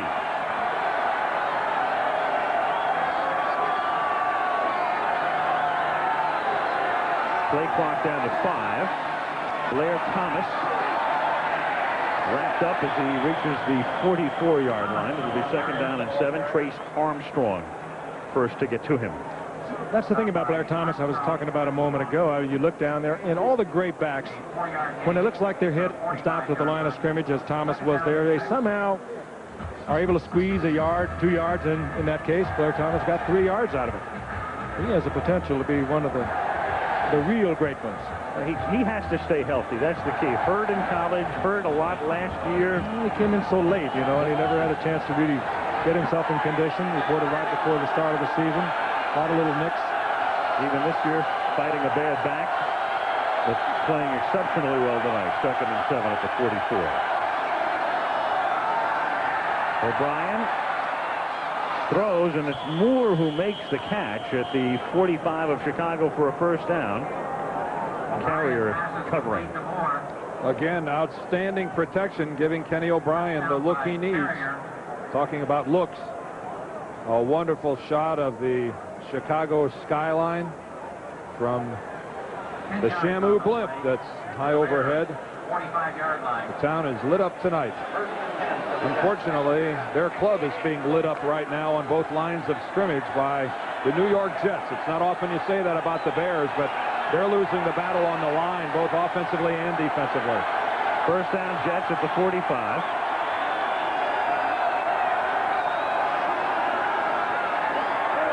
Dent pressures O'Brien, but he gets it away, and it's caught by Burkett, and he takes it to the 30-yard line, and another first down, tackled by Donnell Wolford. That's one of the few times, Al, you've even called Richard Dent's name tonight, and that's for getting close. And O'Brien was able to step up, and he brought Burkett all the way from the opposite side of the field. And when you start coming with these kinds of patterns, you're getting a lot of confidence that you are going to give your quarterback, who's not a mobile quarterback, a lot of time to throw the ball. Oh, but what's Kenny O'Brien's, what has his reputation been all these years? The way he can beat you is if you give him the alleys and if you give him time. 30-yard line, 1st and 10. Thomas, nothing. Thanks to Mike Singletary. You run into the middle, you'll run into that man. Well, there's the Jets version of the counter tray, the counter gap, the counter OT. Every team seems to have different terminology for it. Unfortunately, they caught the Bears in a slanting defense right into the hole. There's Vince Tobin, the defensive coordinator of the Bears. He has been here a long time, took over for Buddy Ryan when he went to Philadelphia and actually improved the defensive numbers of the Bear defense. Just master mannerisms. 2nd down and 10 from the 31-yard line. And this catch is made by Burkett, and he is pushed out of bounds at the 19, and that's a first down by Stinson. This is a smart, well-executed, and well-conceived drive by the Jets. And the other thing they're doing here is they're taking as much time off the clock as they can. Almost every play is down to 2 or 3 on the play clock. The 5'9" Stinson trying to go with Chris Burkett. He's 6'4", and again, good timing, O'Brien to Burkett. That ball released just right out of the cut and perfectly. It's early, obviously. There's still a lot of time in the 3rd quarter, but the shorter the Jets can make this game, the better off they're going to be. And they're already leading 6-3. If they were to score a touchdown on this drive and make it 13-3, the Bears not one of the great catch-up teams in the league. Further review. Play stands is called on the field. Completed pass. First down. So we're taking a look at the feet of Chris Burkett. And it was ruled a catch and a first down. I think it's difficult to argue with the fact that Mike Ditka is calmer on the sidelines than the more volatile Ditka that was there a couple years ago. Thomas slips down at the 22-yard line. Mike Singletary is there. Now first by Armstrong. Have a moment, and we can check on the race in the American League East right now. Toronto entered the day a game and a half up on Boston, and Baltimore has beaten the Red Sox 4-3. California leads Toronto, though, 5-0 in Anaheim. And again, Toronto leading Boston by 2, but it will either be 2.5 or 1.5 at the end of the night. 2nd and 12 from the 22. And O'Brien throws, and the catch is made by Mathis at the 12-yard line. And they're about 3 yards short of the first. Paul and Morrissey in on the hit. O'Brien passes complete to Mathis. O'Brien again with time to get rid of the football. Good coverage on the outside, and he had to hit the crossing receiver. A gain of 9 on the play. 12-yard line. 3rd and 3 at the 12. 4:35 to go, third quarter. Jets up 6-3. Last time they were in this situation, they came with a draw play.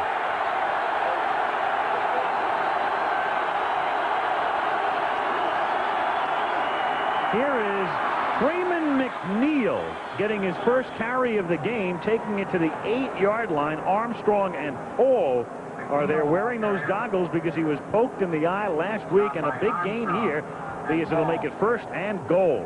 The last time, you're right, Frank, they ran a straight draw. This time it was a sprint draw where O'Brien takes off to his right and then hands it to McNeil, and it caught the Bears.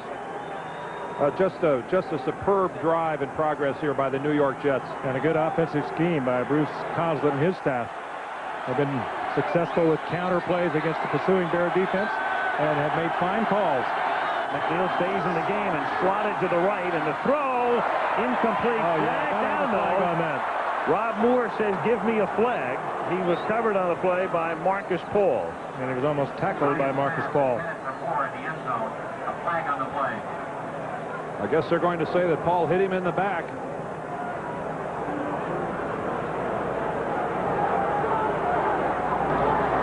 Pass interference, number 36 on a defense. Spot foul, automatic first down. They're dropping a linebacker right into the coverage. That's Marcus Paul scrambling. And there is Jim Morris, who was also involved in that. And no question, he gave him a good shove. Well, the biggest problem, I think, for Marcus Paul is that he wasn't playing the football. He was playing the receiver. 1st and goal, and Brad Baxter takes it in for the touchdown. And the New York Jets move from their own 40. Freeman McNeil leading the way for Baxter on a block, and a big smile creasing the face of Bruce Coslett as they make the score now 12-3 going on 13. You know, he's probably chuckling and laughing. They probably put that play in particularly for the Bears' short yardage defense. They probably argued about it, had conversations about it, and when it works like that, I mean, you feel so good. You've done something that you worked on all week, and the guys go out and they execute it, and it brings the smile. Leahy for the point after. Aguiar holding. Jets lead by 10. And you have to say that Criswell and Cadigan, Sweeney, White, and Eatman, the offensive line of the New York Jets, right now they are the most dominant factor in this football game. Again, take a look. Look at the right side. There's Sweeney. There's White on a double team on McMichael. In comes McNeil, and that is a huge hole down on the goal line. That's an easy touchdown. Trace Armstrong, the defensive end for Chicago, and his group just watched the Jets march downfield, and they now lead 13-3 with 3:38 to go in the third quarter. Singletary.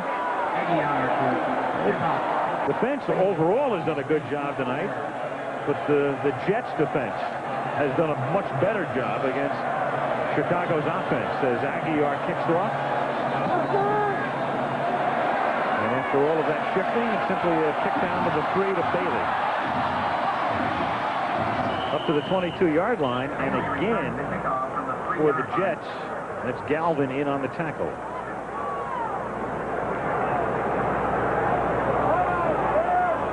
The initial hit by Brim. So Harbaugh ready to start this Bear drive from the 22-yard line with 3:29 remaining in the third quarter in Chicago.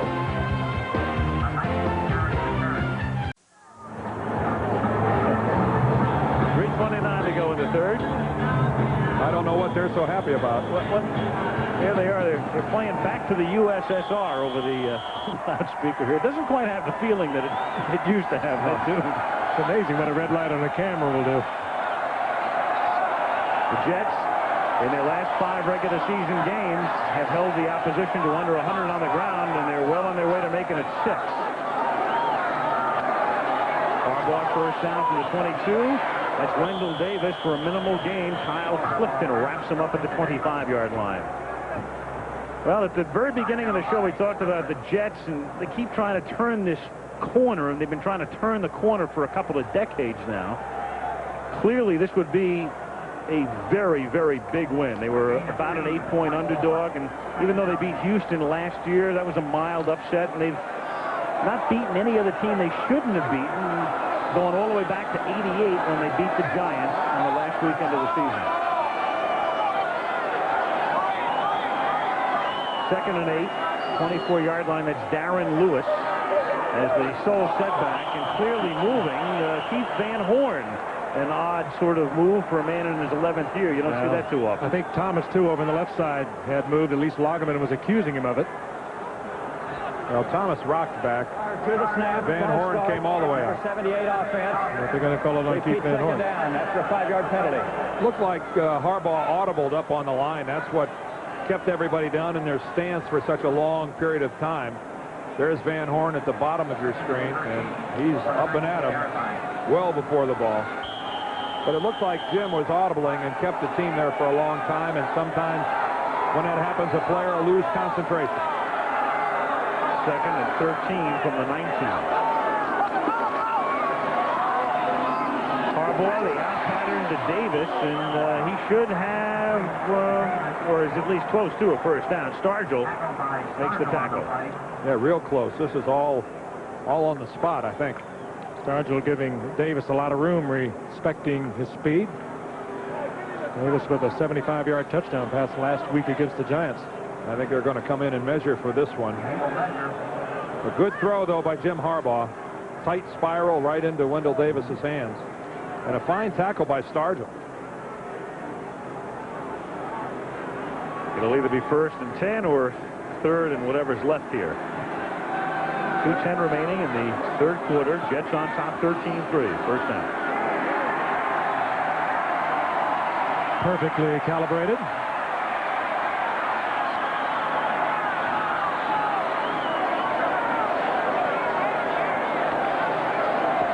Well, it would be an understatement to say how badly the Bears need a long point-producing drive. That was the Bears' first down of the quarter. That's Anderson split right, bottom of the screen. Waddle goes in motion. Harbaugh under heat at the 45-yard line. Davis. Forward progress is too close to the 43, and it's very close to another first down. Stopped by Hasty. Major league delivery there by Harbaugh. He was under a lot of pressure. He was feeling it all around him, and he waited till Davis had made his move. That pass takes a lot of time, and he was right on the numbers with it. Well, the Jets came with the blitz and didn't get there. See Brian Washington come up the middle. He's got to jump out of the way, and that block is really what gave Harbaugh that extra time to get the completion. 2nd and inches from the 43. And they give it to the rookie, Darren Lewis, who makes a nice move after being initially stopped and takes it out to the 50 for a first down. Tackled by Clifton. Rookie out of Texas A&M. A whirling dervish. That's quite a spin move. And, of course, it worked because there was nobody from the Jet defense coming across in pursuit. Your defensive coordinator, this terrorized you on short yardage when a back spins out of it because you're down to usually the last man to make the stop. First down, Chicago at the 49, a half minute to go in the 3rd quarter. Bears trail by 10. Harbaugh sends Thornton over to the left side. Down to 1 second. Puts Lewis in motion, and they may not have gotten it off. Well, there's also a move, but that play was destined not to happen. They're going to get a false start, I think. Prior to the start, false start, number 57, offense. 5-yard penalty, repeat first down. Well, that whole thing, of course, the penalty's on Tom Thayer, but that whole thing is caused by the fact that they lined up in the wrong formation. We're forced to move all the way around to try to get back into the right formation. There's Thayer right in the middle of your screen, number 57, and he jumps up a good count early. But still, that's just The linemen know what the clock is. They can see the play clock. And everybody is under stress trying to get that play off in time. And that's the end of the quarter. So the Bears down 13-3 after 3. Back we come after this word from our ABC stations.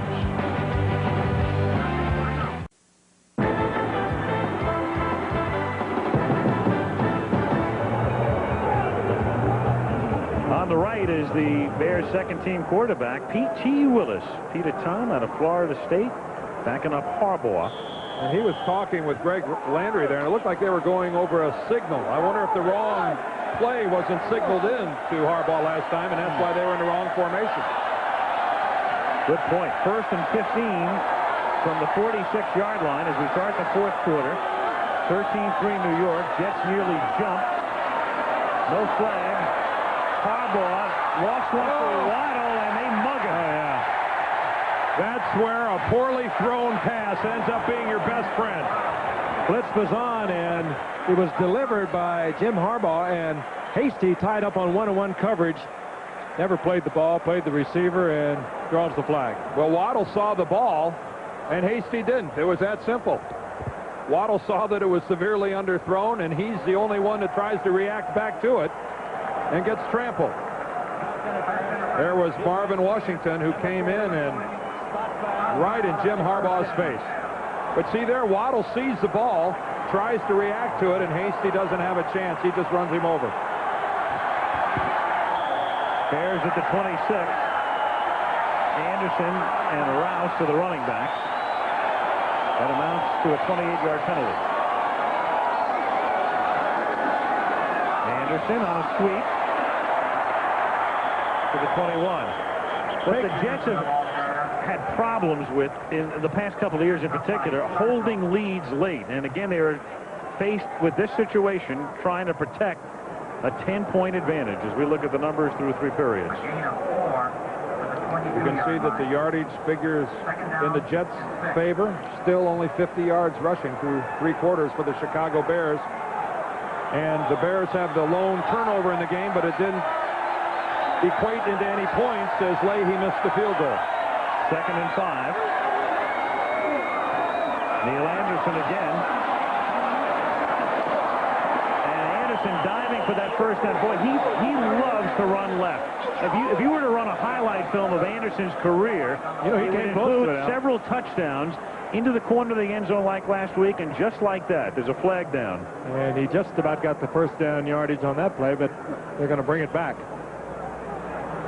He accelerates so fast. Now watch him plant that left foot. And he just has a tremendous burst out of it. And then he dives. Holding. Number 63 offense. 10-yard penalty. Repeat 2nd down. That's Jay Hilgenberg, the perennial Pro Bowl center of the Bears, who has a very costly mistake, as that's going to bring it all the way back. What a fine player Jay Hilgenberg is, though. And at the moment, that penalty would make a field goal very questionable. Well, they still have some downs to work with. This is 2nd down coming up. 2nd and 15 at the 32-yard line.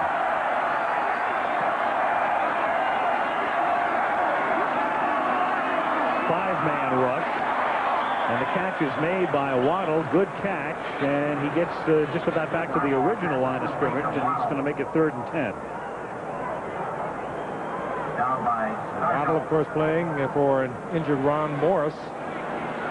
Arthroscopic surgery back in August. The other wide receiver for the Bears for several years. He's not fast, and he's getting a little too much respect from Stargell, who's been playing way off receivers tonight. You know, this Waddle, this guy's got some hands on him, doesn't he? I mean, This is a kid who's not even drafted, signs as a free agent with the Bears, and he's been quite a find for the guys in blue. 3rd and 10. Harbaugh nearly has it picked at the 20-yard line by Lonnie Young, who cuts in front of Dennis Gentry. Young has made some superb plays tonight, and when you talk to Bruce Coslett about why he's there instead of Eric McMillan, Coslett says with the offenses you meet today, you need a player like a Lonnie Young. You need a player that can cover on the pass because he's going to get himself in coverage, and here he is, and look how much ground he can cover while that ball's in air. A beautiful look at it. Oh, boy. Great look by our guys. Yeah, great look. 44-yard attempt. Butler, who's made one from 33, missed one from 45. Nail that one. Ooh, did they need that? A touchdown will tie it now for the Bears. 13-6 with 12:51 remaining in regulation. Bears trying to stay unbeaten, Jets trying to get to 500.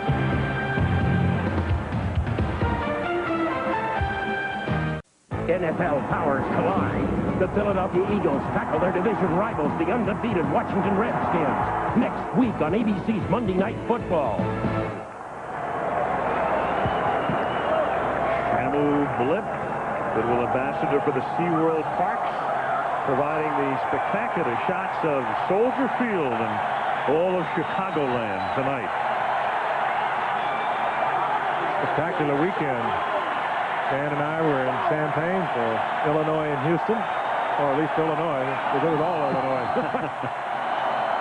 Jason Verduzco makes his Heisman Trophy bid. There's Terrence Mathis running back the Butler kick up to the 25-yard line. Jets will take over there. Craig Janoff, our director, gives us that end zone look, and to me, that's still the best way to look at a kickoff return. That's by far and away the best look. Bears on that last drive. Butler's 44-yard field goal culminates it. 25-yard line, 1st and 10. Very important series here for the Jets. Come back out, get the running game going again, stay with what's been working for them. Thomas and Baxter, the running back. Thomas, he's been the big man tonight. Wolford makes the hit. You know, one guy who has not played very much since the first quarter is Al Toon. They've been going with Burkett and with the other wideout, Rob Moore. There was a report on ESPN yesterday that Toon was fed up with Bruce Coslett and wouldn't mind being traded. And I talked to him about that today, and he said, those weren't my quotes. And I said, was it representative of your feelings? And he said, no. I'm happy with the fans. I'm happy with management. My agent said, would you like to entertain thoughts of a trade? And he said, like anybody, I wouldn't mind bettering my luck. Here's Thomas for a first down to the 36-yard line. He was a little evasive about that, but he was very clear that he has no problem with Coslett. And in fact, he did say that he talks to Coslett more than any other player on the team, in his estimation. Of course, the players were watching that report just before they left New York, and Coslett heard about it, and Bruce went right to Al Toon and said, is this true? Do we have a problem? Al Toon told the coach straight out, no, we don't.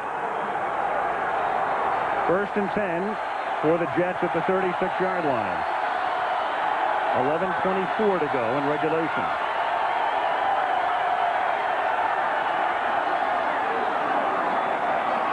Thomas again.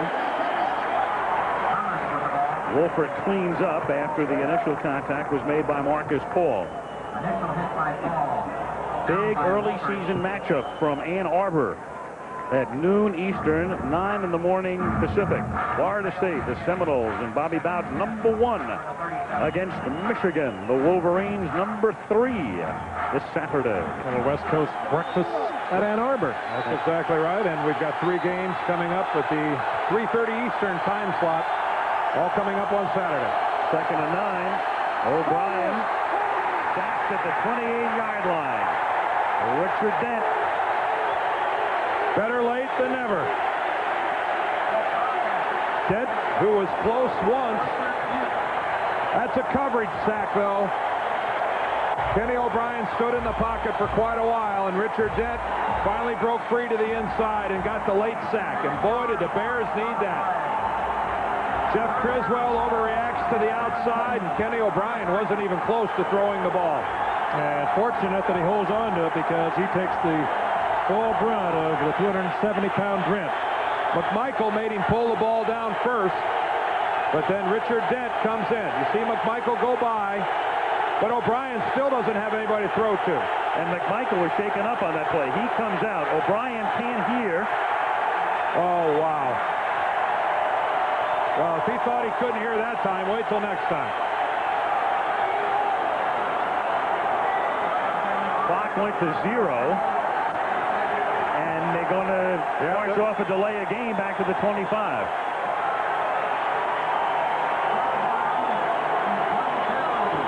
For the Jets, it behooves them now to be very careful.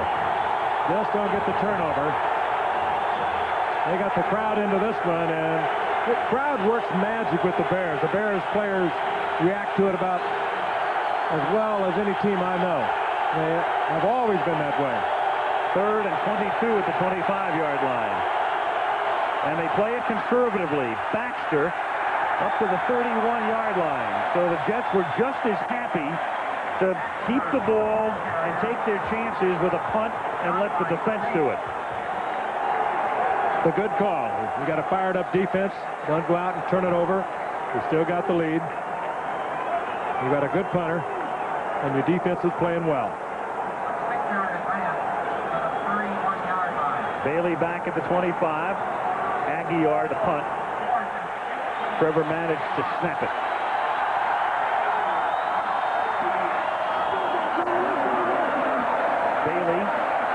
At the 30. And Johnny Bailey takes it up to the 36-yard line where he runs into Brian of Washington. The ball is loose, but the play is dead. And that's just great hustle. That's the way you return a punt, isn't it? He was down on one knee and still able to get up. 9th round draft pick last year out of Texas A&I. Good running. Bears, good field position.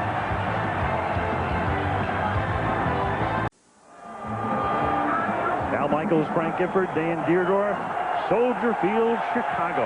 Jets 13, Bears 6. You look at Steve McMichael as he takes the rest. The offense takes over for Chicago at the 37-yard line. 1st and 10. Harbaugh, and it's dropped up at the 43. James Thornton was wrapped up by Mo Lewis. Dan mentioned Thornton's arms. I mean, they're huge. He was recruited out of high school as a quarterback by Cal State Fullerton. Well, when he put the ball in the stomach of the fullback coming up through there, he must have knocked the wind out of it. He oils those babies up, too. He comes out for pregame warm-up, and there's all glossy and shiny. He looks like Arnold Schwarzenegger at Mr. Universe. There's a little nair. 2nd and 10 at the 38. At the 49, a nice catch is made by Wendell Davis. A beauty at the 49-yard line on the ground.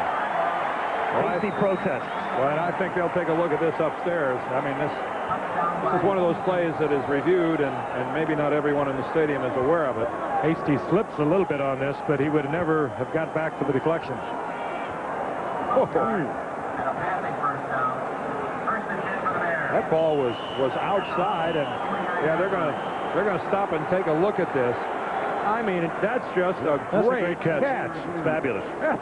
Boy, that is just superb. The call on what the hands? Is it completed for 1st down? He did that for the replay camera. They're reviewing it. Howard Rowe just told the crowd, the Bears break the huddle. He just said the play on the field is a 1st down. The crowd thought they meant that the appeal or the replay official is going to let it stand. He hasn't decided that yet. That is a superb effort. And that, I mean, to me, there's no way they're going to overturn that from the booth. That looks like a grade A catch to me. And that's highlight film material.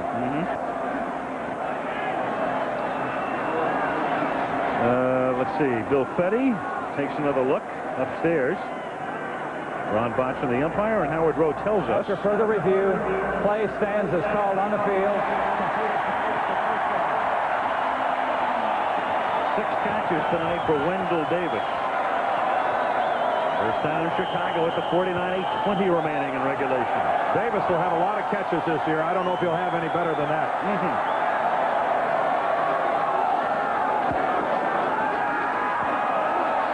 Harbaugh to the 33 to Davis again, and his 7th catch of the night takes him to the 29-yard line.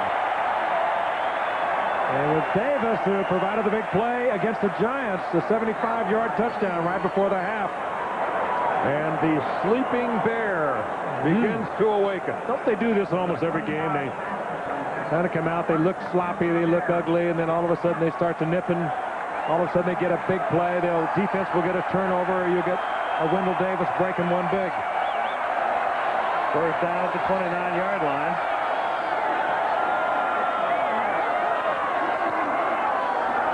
Anderson to the 16-yard line. Bears also have history on their side, 22-2 in September in the last 6 seasons. Boy, and give credit to a guy who's been having a tough night and a tough year so far. Stan Thomas, the rookie left tackle. Watch him jump to the outside, and then he's going to pin Lageman back to the inside. Good work that time by Thomas, who's had his share of misfortune. There's the big rookie from Texas. First down, Chicago at the Jets 16. Jets up by 7.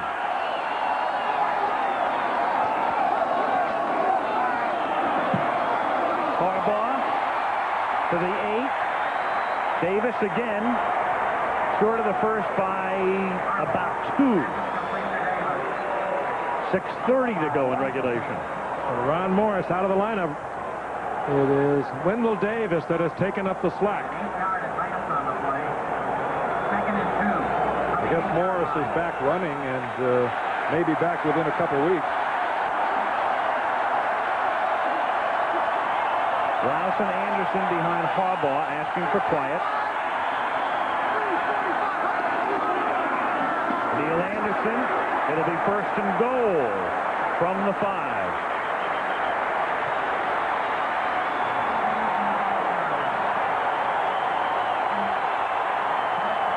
Drive the Bears have going now. Just started at their own 37-yard line. They've done it in the air with big receptions by Wendell Davis, and they've done it on the ground with Neil Anderson.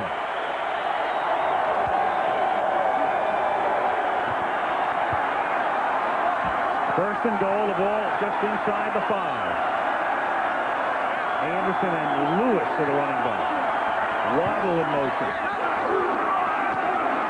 Lewis. Well, they used Anderson as a decoy and gave it to the rookie, and he gets it to the 3, and the Jets try to wrest the ball away, but the play is over. Kelly makes the stop. Pete Carroll's defensive unit being called on once again. Boy, Lageman again in on another play. Look at Brian Washington trying to get him fired up. Watch Lageman here come in from the backside. This time he gets inside Thomas and comes in and helps Kelly clean that thing up. Second and goal, 4:40 left in the 4th.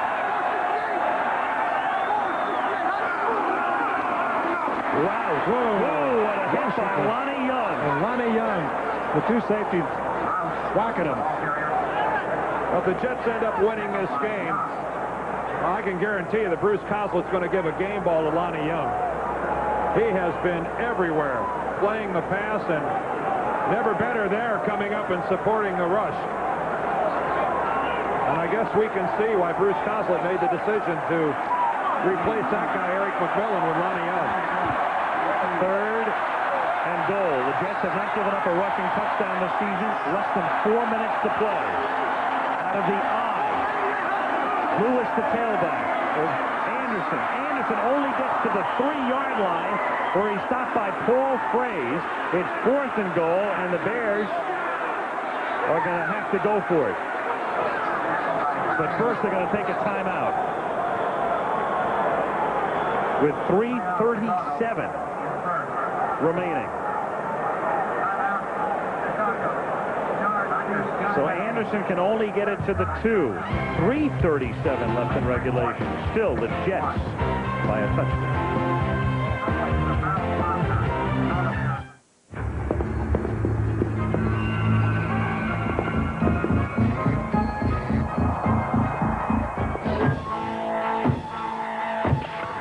Cold filtered. Miller Genuine Draft. For those who've discovered its real draft taste, the world is a very cool place.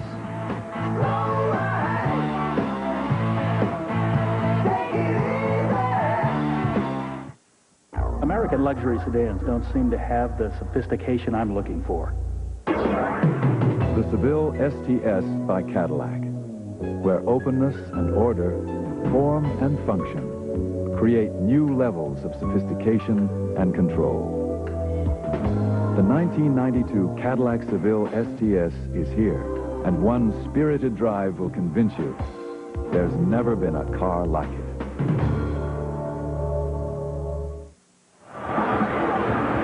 Bears down by a touchdown. They have to go for it. If they kick a field goal, you still need a touchdown. Well, when you have a quarterback that moves as well as Harbaugh, I would think you'd maybe want to bring him out one way or the other. Let him force the corner with the option to throw it or run it. He's one of the better running quarterbacks in the league. Maybe even some sort of a naked bootleg with just one trailing receiver in the end zone that he has that option to either run or pass. But obviously the Jets know that as well, and I would think that on both ends, they're going to make sure to get somebody well upfield to protect against Harbaugh's ability to get outside.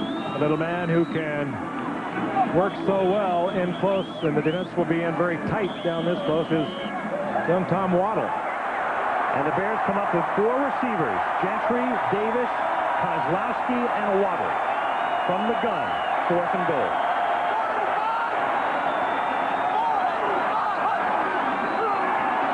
Quarterback draw, and he gets only to the 2-inch line. Brian Washington stops him. The Jets safeties, we talked about Young, and now Brian Washington makes a great play. That was a quarterback draw all the way. The 4 wide receivers were for no other reason than to spread the defense out over the entire field. And Jim Harbaugh, one step back, and here he goes. Washington was watching him all the way. He was set right in the middle like a linebacker. He did not have a receiver. His eyes were right on Harbaugh all the way. And he made a great tackle right at the goal line. And now the crowd gets into it for the Bears defense. First down, New York. Inside their 1. Thomas gives them a room as he takes it out to the 9-yard line. A lot of room. Donnell Wolford makes the hit. Big play. A lot of room is right. Major play for the Jets. Well, this helps the Jets a great deal. If they wouldn't have got out this far, you know, a safety wouldn't have really killed the Jets. About a safety. Watch Pete Carroll here, the defensive coordinator. Yes. Yeah, that'll get the old heart pumping. He had the right call defensively. He had Washington keying Harbaugh all the way. All those late nights are worth it. 2nd and 2 at the 9. Struggling for that first down is Thomas, and if he has it, that's going to force Chicago to begin to take their timeouts defensively. The clock continues to run with 2:35 remaining, and it is a first down. And gentlemen, how often have you seen in that situation where the Bears just stuff the other team and automatically get the ball back for their offense? And in the most critical series of the game for the Bear defense, as far as stopping the Jets, they just get blown out of there on 2 successive plays and a relatively easy Jet first down. Chicago just took a timeout, so they have 1 left plus 1 at the 2-minute warning.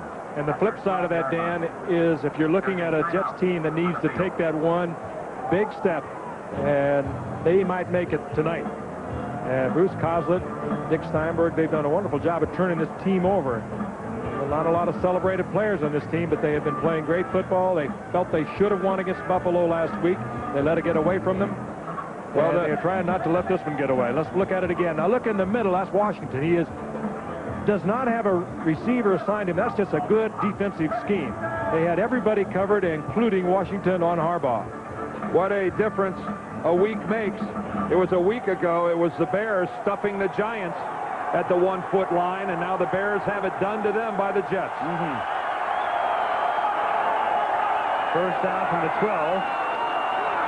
Thomas. All he cares about now is staying in bounds at the 14-yard line, and Chicago must utilize its last timeout, and they'll also get the clock stopped after the next play by the 2-minute warning. Well, if the Bears can just keep the Jets from getting a first down with the clock stopping at the 2-minute warning, the Bears will get the ball back. They will get the ball back. They won't have any timeouts, and they won't have a lot of time. But right now, a first down wins it for the Jets. Blair Thomas, meanwhile, has hit the century mark tonight. 19 carries, 100 yards, who is averaging a little over 5 yards per carry. Coupled their running game with last week against Buffalo, and they had 168. Big night against the Bears. Definitely a team to be considered for the future, and I think their future is now. What a turnaround they've done under Chris Coslet, Dick Steinberg, bringing in all these new people, 28 different players since the regime took over only last season.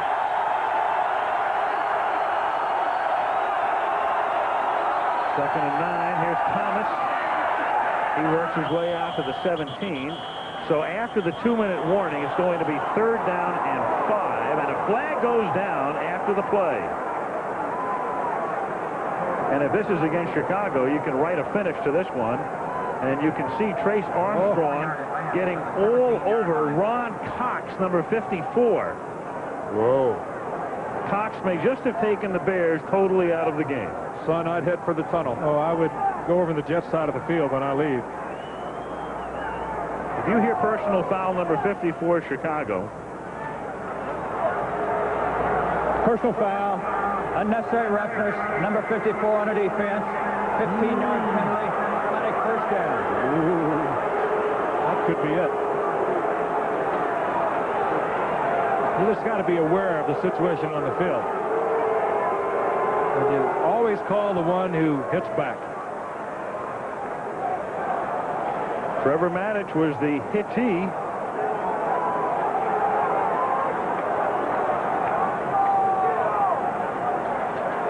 I don't think I'd put my worst enemy in that situation right now. You might. I'd have to be pretty mean-spirited to do it. Well, who is he? Here's Thomas. Up to the 34, and now the clock will stop at the 2-minute warning, but too late. Singletary makes the stop, and the New York Jets, barring disaster, will have a very happy plane ride back to Gotham.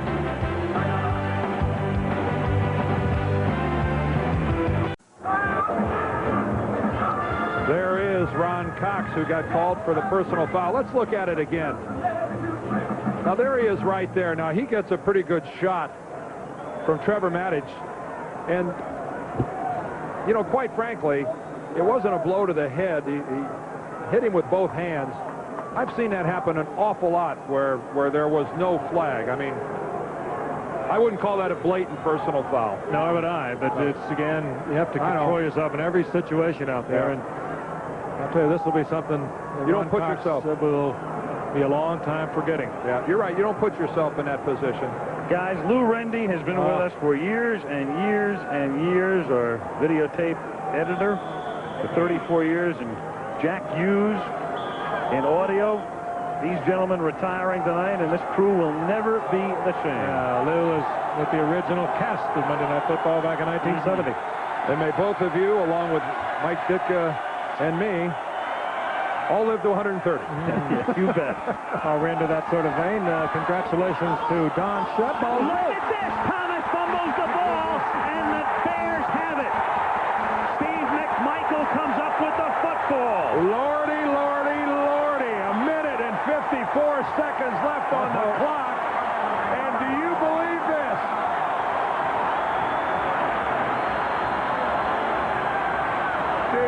believe this? I think Steve McMichael strips out the football.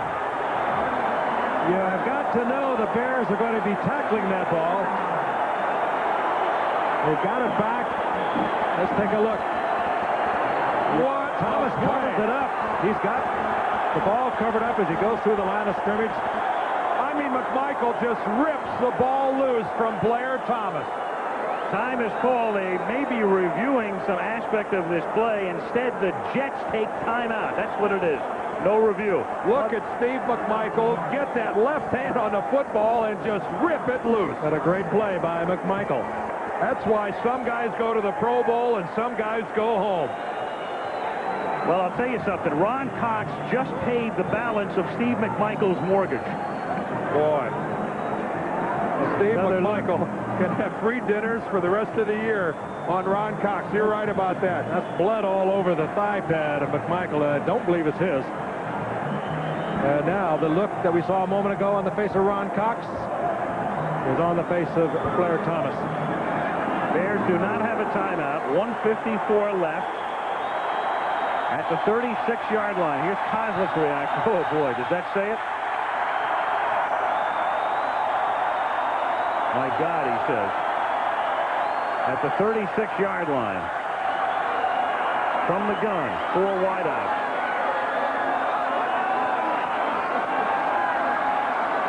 And Harbaugh's in the grasp. He dumps it off, but they're going to call it dead at the 46.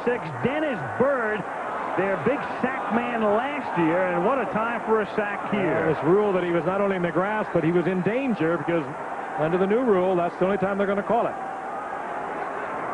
Second down and 19 at the 45.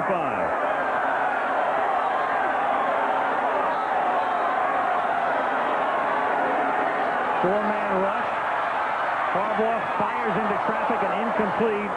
Wendell Davis was there amongst the quartet of Jets. Hasty was there. I know one thing. There are a whole lot of people out in the parking lots around Soldier Field that are wondering what all the noise is and are probably sprinting back to their seats. All right, it looks like a good throw. Davis has to stop, but Hasty comes right across, the best coverage guy in the Jet secondary, and makes the play. That was just a great play by Hasty. He covered so much field to get there. And Harbaugh also under pressure as the Jets defense was in on him. Third down, 19.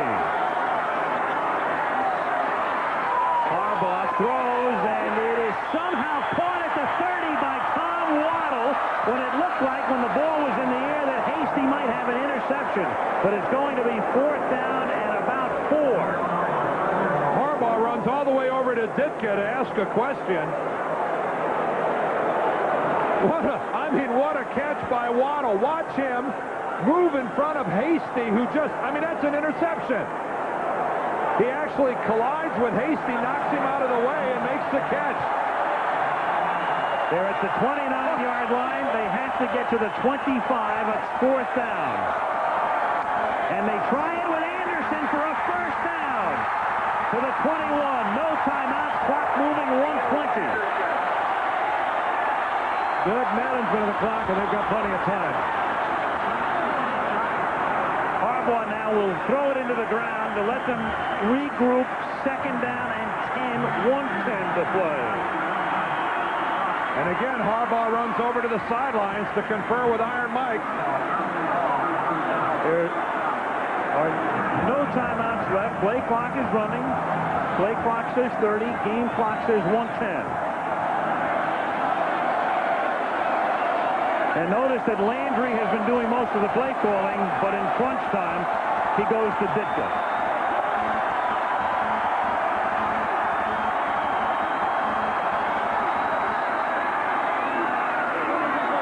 Second and 10. They throw it out to Waddle. Waddle! Does he get out of bounds? Yes!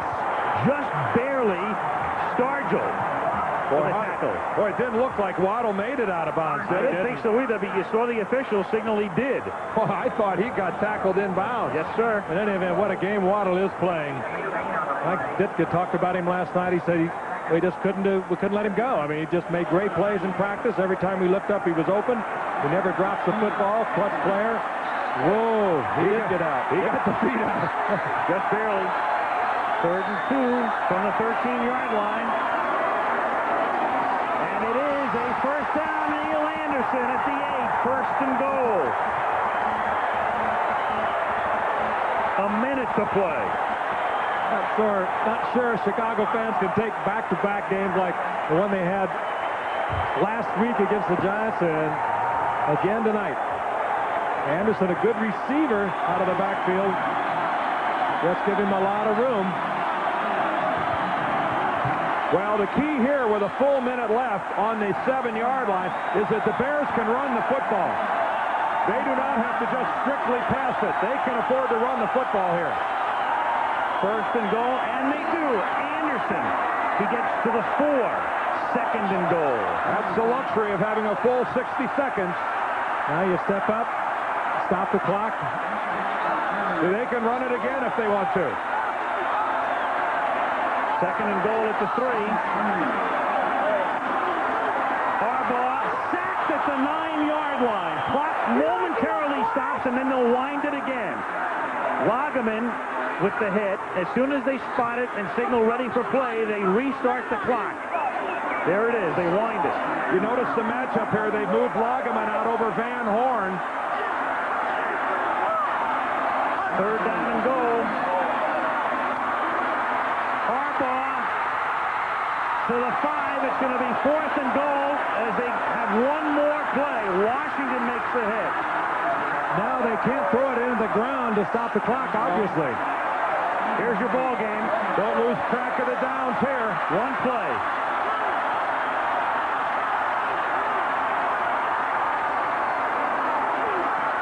Harbaugh throws. Touchdown to Anderson. I don't believe this. There's no time on the clock. His 2nd reception of the night. No flags.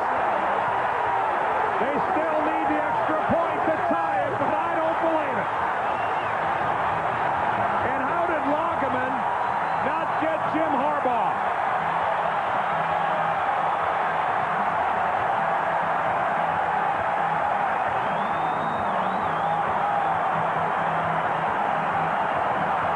I'd say that Jim Harbaugh has arrived. That was pressure play by a quarterback. Here comes Lageman from the right side. He hits the turf. What a play by both Neil Anderson and Harbaugh. For what it's worth, they're reviewing it, but clearly it stands. Oh, yeah. And for the Jets, another one gets away, as it did last week against Buffalo. Well, it's not gone yet. Butler needs to make this extra point. And we will go straight to overtime if he boots it through.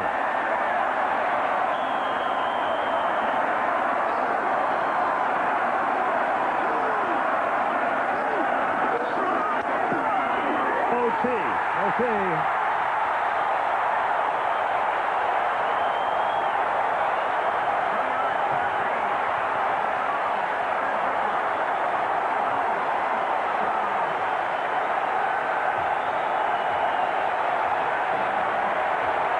Fourth and goal, the last play in regulation. Neil Anderson has to come back to a low ball, dig it out, and roll back into the end zone. Mike Grimm a little late getting there defensively.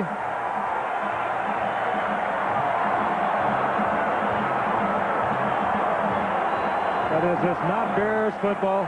There will be a coin toss now to determine who gets the first possession of overtime. Richard Dent has gone out to midfield for the Bears. Oh. The Blair Thomas fumble is what set it all up.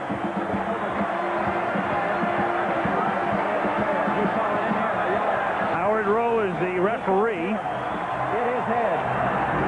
You win the toss. You want to receive. Jets win the toss. Receive. Jets will get the ball. And we'll come back with the first overtime game of the 1991 season after this word from our ABC station.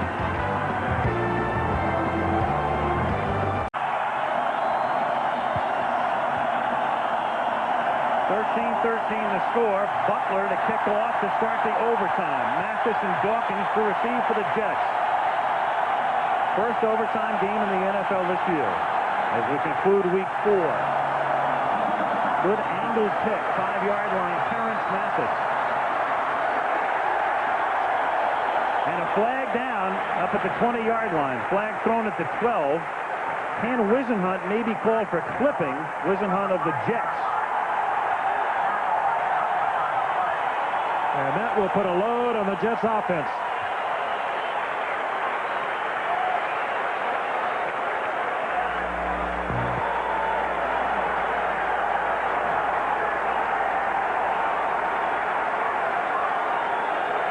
Wisenhunt, the man who's penalized. Here comes Rowe's call. Illegal block on the return team number 86. After this 7-yard return to the 12. Well, I guess it's only fitting that our 2 retirees have to work overtime in their last game. Going to get every last out from them. So the ball is at the 6 for the Jets. In overtime, just to refresh a couple of rules, it's sudden death, first team to score ends the game.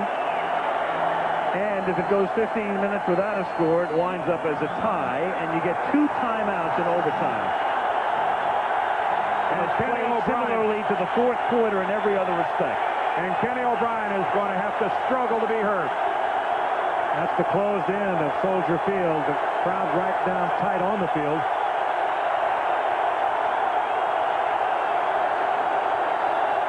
O'Brien on first down to Thomas. He takes it out to the 13-yard line. Blair Thomas about the unhappiest guy in this stadium, and the happiest guy clearly has to be Ron Cox of the Bears, who had that penalty enforced against him. Cox is so happy he could go right to the Up With People troop. Jets came right back with the play that Thomas fumbled on earlier. I know, but look what the Jet offensive line did, though, on first down. Again, a great surge. 2nd and 4 from the 13.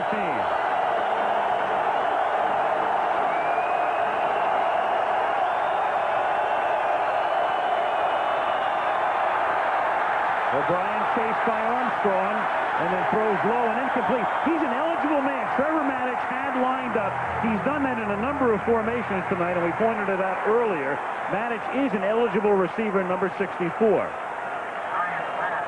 It is their run formation, almost like a double tight end, and they, of course, came at the play action with bootleg with O'Brien coming out.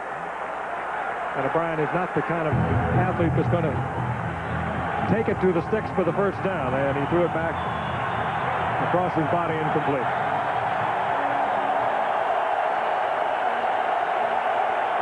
Third and a long 3.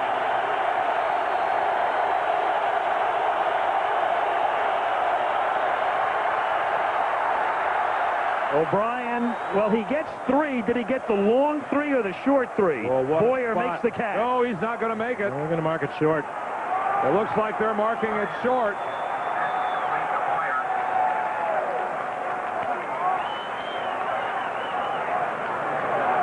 They'll measure. Boyer pleading his case that I was farther upfield than that, but by all appearances, it looks short.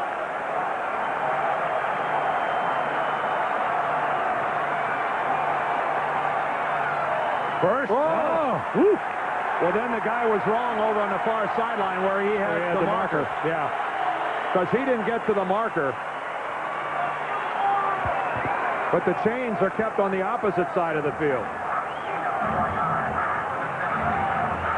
Whoa, what a great spot there for the Jets. Big first down. Early in overtime, game tied 13-13. O'Brien right into the hands and out of Baxter's hands as Richard Dent put the pressure on. 2nd and 10. I've had a lot on it for Baxter to handle.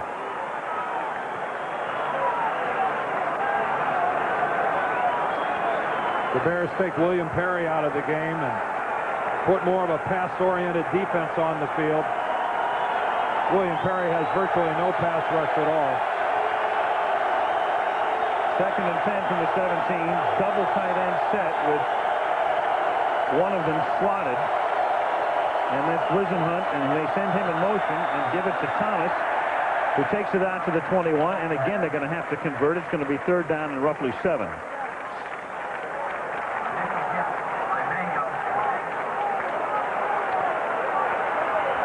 2 minutes into overtime.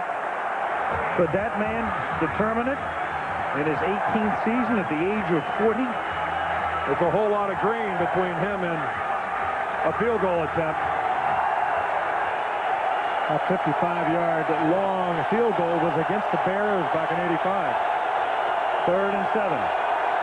O'Brien looking to get it to the 27-yard line, and this time they are definitely short.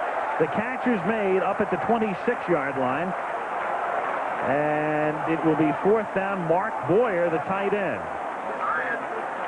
Again, though, we can't go by that across the field, but it is short. The Jets are going to kick.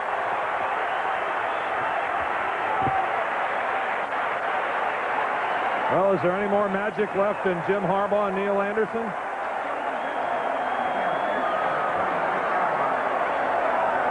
Yard a punt. Bailey is at his own 35.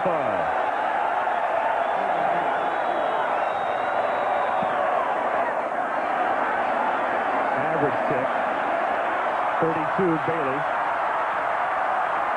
Up to the 39-yard line, so a 7-yard run back.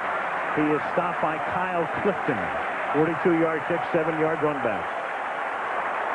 Well, the battle of field possession here in overtime, field position rather, certainly favoring the Bears.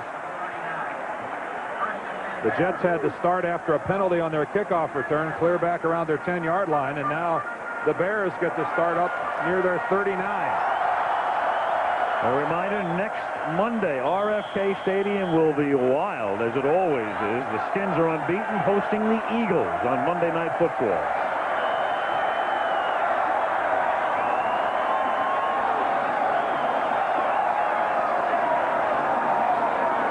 Rouse in motion. Neil Anderson. Marvin Washington makes the tackle. Gain of 4. They'll put it at the 43. 2nd and 6.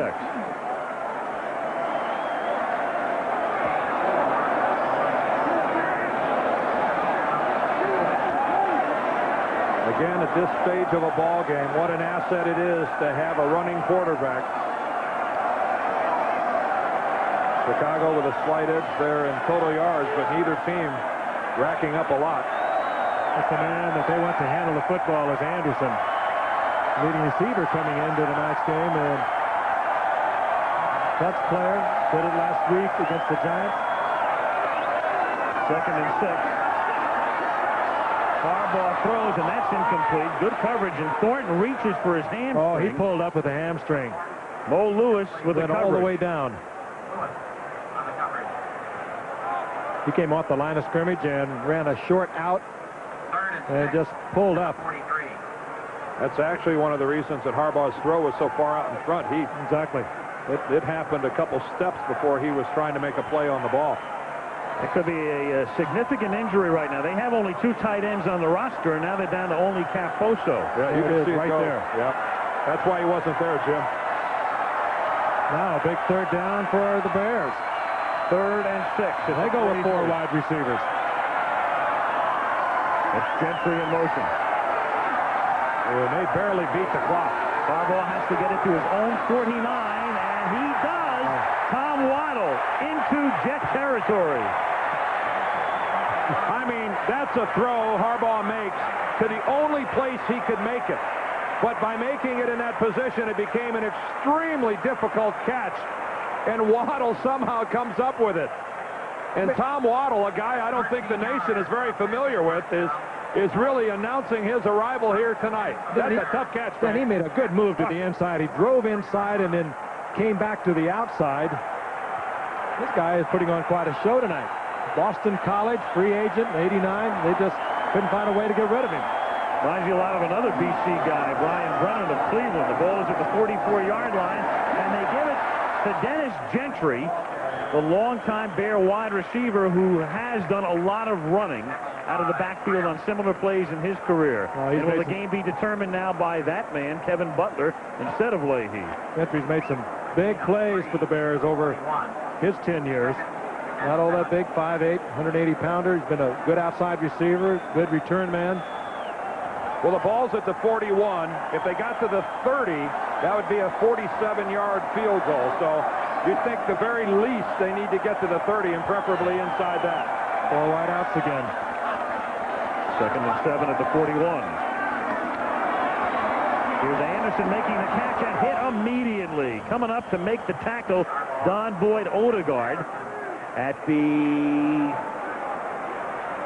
41-yard line. So now a critical play as they try to move the ball into field goal territory. They spot the ball at the 44-yard line. It's a loss of 3. That's just one-on-one with Boyd Odegaard out there, and he just makes a sensational open field tackle. Big play for the Jets.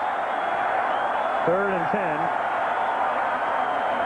Out of Butler's range here. If they don't gain a yard, you're looking at a 61-yard field goal. And Harbaugh's throw, and there is Waddle, but this time, no. He does not make the catch. No catch this time. Well, it's not through lack of effort. No, he tried to dig it out. He's saying he did have it.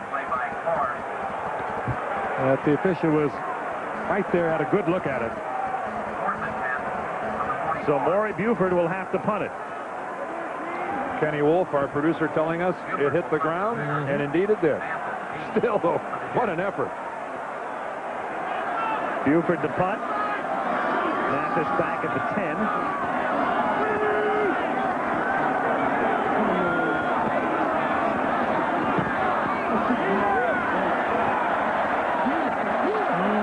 And the Bears try to down it, and they can't. At the 5-yard line, Maurice Douglas was there and had every chance to down it at about the 5-yard line, and then Kozlowski ran into the end zone, but too late. Oh, what a break for the Jets. That could have been dead easily at the 5-yard line, right around the 5-yard line, and now they're going to get it out at the 20. I mean, Douglas is just waiting for this ball to come down, and it's like, I don't know if a gust of wind got it or whatever, but he misread it and came up short, and you're right, what a colossal break for the Jets. Yeah, and he had plenty of time to get around in front of that ball. He was just waiting and waiting and waiting. You're right, Frank. He would have been better served to put his body between the ball and the goal line. 8:32 left in overtime. Again, time only matters if you go to the end of overtime, and it ends in a tie.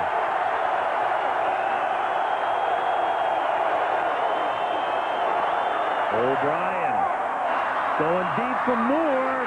Nearly picked off by Wolford. Perfect coverage. Well, for a guy that we weren't sure how effective he was going to be tonight, Donnell Wolford has played a great football game. Missed all of last week with a hamstring, and he has been covering speedy outside receivers. He's getting help on the inside, but watch him as he plays to the outside. Carrier number 20, he's helping him from the inside. He almost intercepts that thing.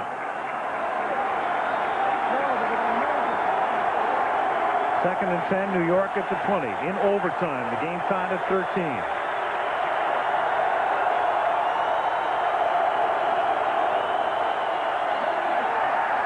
O'Brien.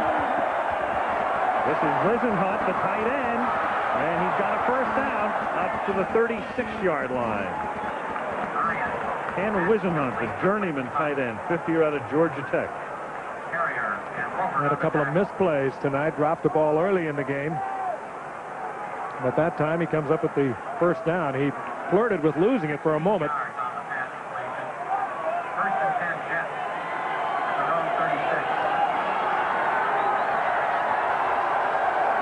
Nothing the fridge can do.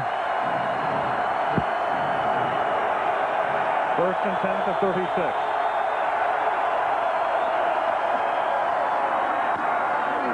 Blair Thomas gains 3. Singletary makes the hit along with Rivera. 7:30 left in overtime. Great play by Mike Singletary, fighting off the block and getting in there to make the hit.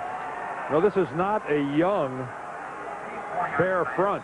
And as we find ourselves in overtime on the heels of playing a very exhausting game physically last week against the Giants, this is when a guy has to really reach down for it. No problem with him. And they count on the Fritz, get a big surge in the middle and then get help from the outside. Dan and Armstrong. 2nd and 6.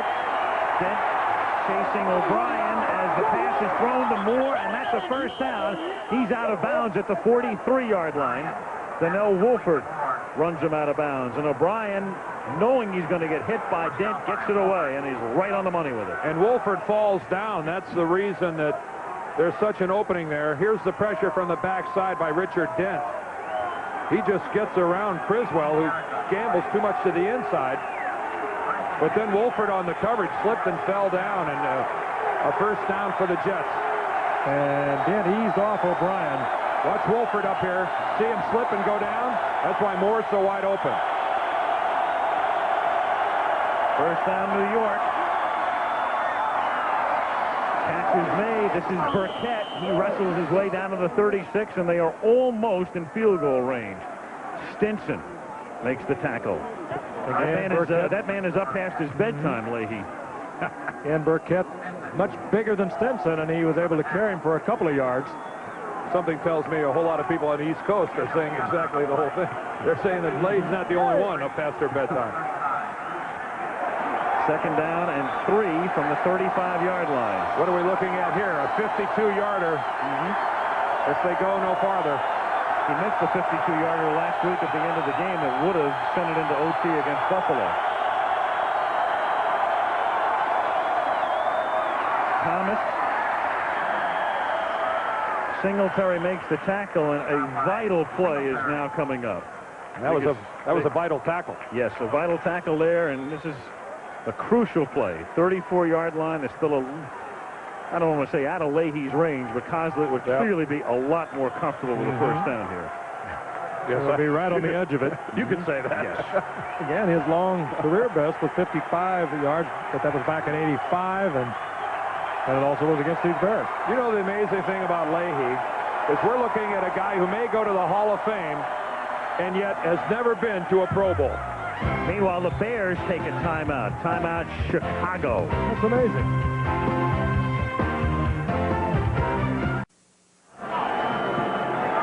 It'll be 3rd down and 2 as play resumes now. Pat Leahy waiting in the wings.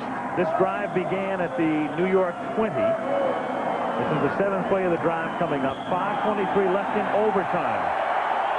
And the Jets have been perfect in these situations tonight, converting.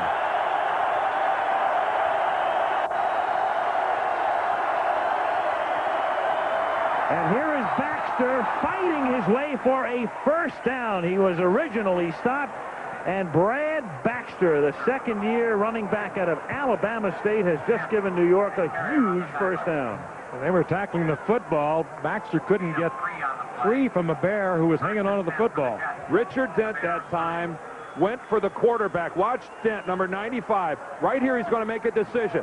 Right here, instead of going down the line of scrimmage, he jumps up towards the quarterback, and there's no backside pursuit. And that's the way that Baxter is able to get that first down. Richard Dent somehow thought that Kenny O'Brien still had the football. Well, O'Brien made a good fake on it, Dan. Blair Thomas gains 2, stopped by Roper, so they're at the 28, and you're looking at a 45-yard field goal if they don't get another yard. Leahy. Ditka's team trying to stay unbeaten. And they go to Buffalo next week. Armstrong is shaken up. And that's going to stop the clock for the moment. 4:09. Not a charged timeout. That has to be inside 2 minutes. Almost an eerie quiet. Yes. Has settled over Soldier Field here in Chicago. And remember, we don't play forever. Overtime in a regular season game. If there's no score by the end of this period, That's it. Here is an amazing thing that Steve Hurt has come up with. Consecutive seasons as a player in a New York uniform. Look at Leahy. Only Mel Ott in all of the professional sports. Mel Ott, the former great New York Giant, 22 years. The other guy's 18. He has been in a New York uniform longer than Lou Gehrig was in a Yankee uniform. Only Steve Hurt could find Zach Wheat. It's an incredible figure. Second down and 8. And the catch is made by Thomas, who comes back to the 23-yard line. There's a marker down, however, back at the 39. If it's against the Jets, this could take them out of field goal range for the moment. Whoa! Roughing the passer. Roughing the passer, and this will move the ball way up. Unnecessary roughness. Number 50, blow to the face. 15-yard penalty from any of the run. First down. Well, Mike Singletary comes on the blitz up the middle. And insisting he had his hands in the air. But that quarterback's head is sacred.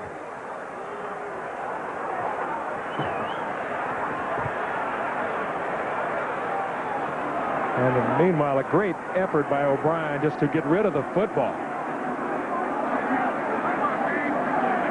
The penalty takes it all the way to the 11-yard line.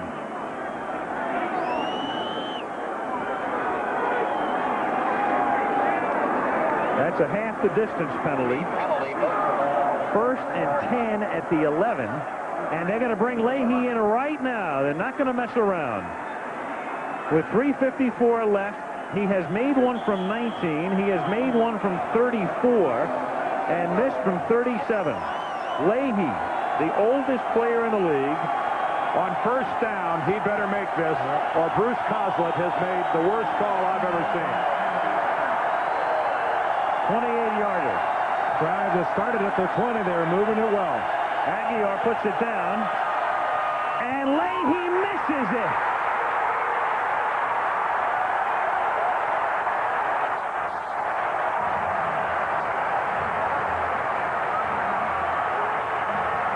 That'll come out to the 20.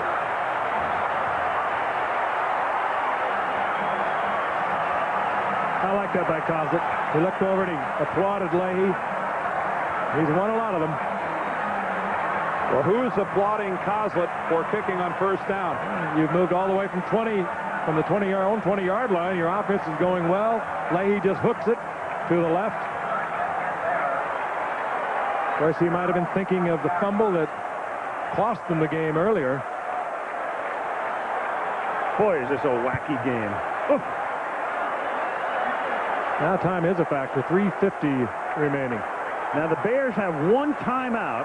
They're at their own 20. There's Ditka's reaction. He may live to be 130. He's been living right, I tell you. From the 20. Harbaugh throws. Here's Waddle making the catch. And Waddle's trying to get out of bounds, and he does up at the 29-yard line. 3:43 left. Has Waddle done anything wrong tonight? I mean, this guy is everywhere. Well, an unusual night for Pat Leahy. 2 misses inside the 40. A very unusual night. 7 catches, 93 yards for Waddle. Look at that effort to get out of bounds and stop the clock. Second and 2 at the 28. Harbaugh to Anderson. A first down to the 39-yard line. Harbaugh wants to go without a huddle.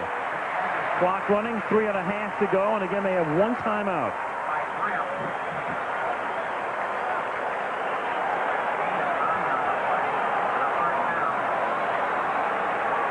I know you're thinking what I'm thinking, Al. The clock stops at the 2-minute warning, doesn't it?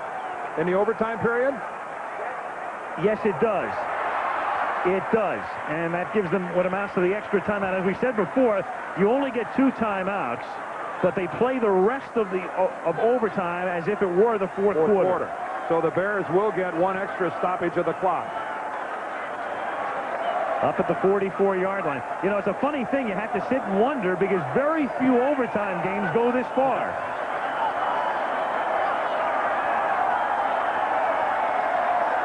Second down and 5 at the 44.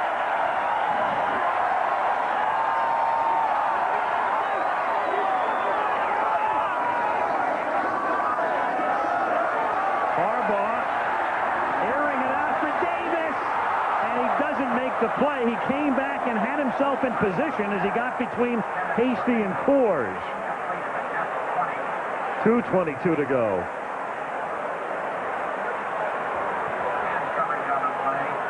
So it's going to be 3rd and 5. That initially looked like it was going to be caught by Davis. It looks like Hasty reacted and went beyond the ball, and Davis had it in both of his hands and just couldn't control it. Hasty actually had a handful of jersey there. 3rd and 5 now. They send Davis and Waddle both to the right and Kozlowski and Gentry to the left.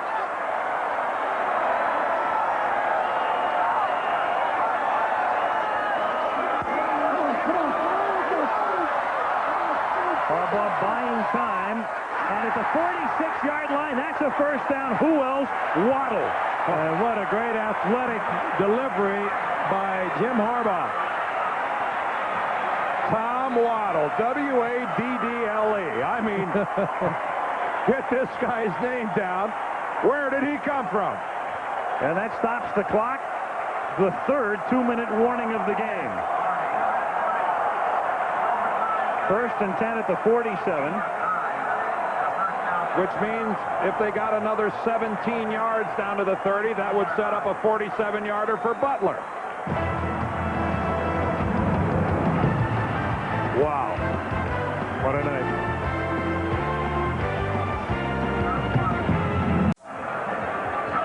Two minutes remaining in the 5th quarter. Blair Thomas, his fumble gave Chicago the opportunity to score, which they did on the last play of regulation. And now he looks on as the Bears have it at the 47-yard line of the Jets. Tom Waddle in his first 3 games combined, 7 catches. Tonight, 8. We had a 37-yard touchdown Waddle did against Minnesota in a game the Bears won 10-6. Bears have 1 timeout remaining. Blitz and a fumble by Harbaugh. And then he throws and it's caught by Kozlowski, and he's tackled at the 42-yard line.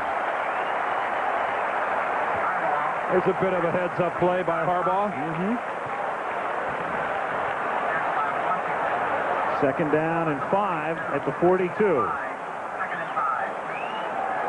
We need at least a dozen, I would think. Yep. Ooh, and they snap it. And that's a smart snap because Lagerman had come across.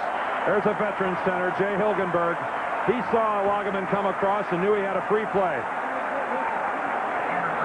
Anderson took it to the 37.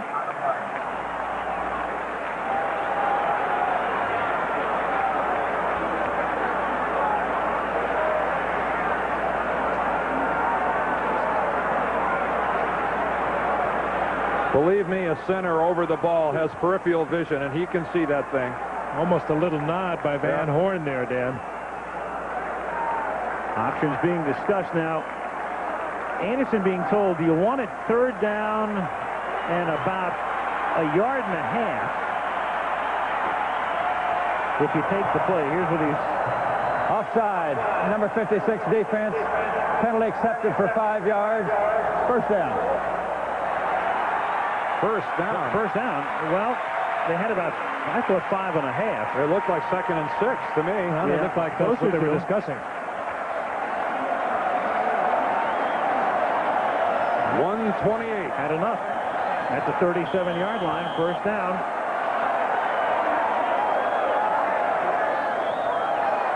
Davis in motion.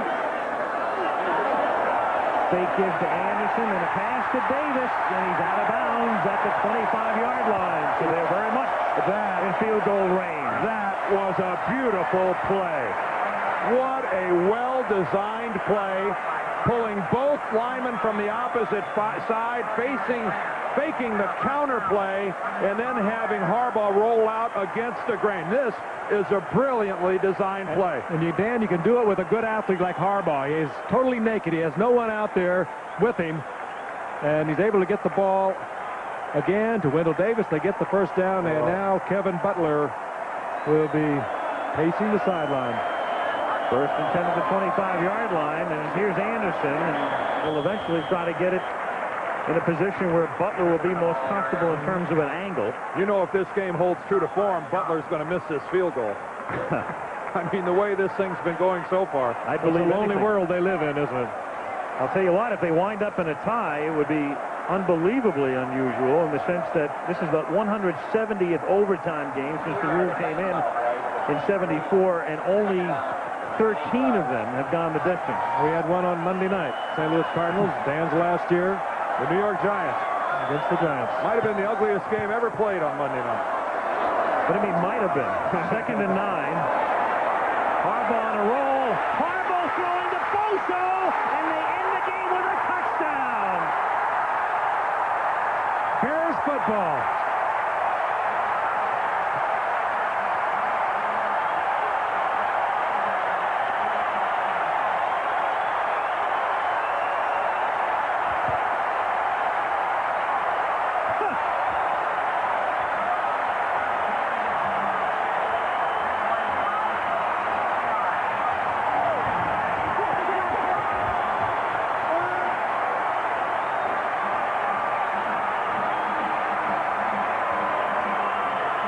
They have to be talking about whether or not it was a touchdown. Did his knee touch?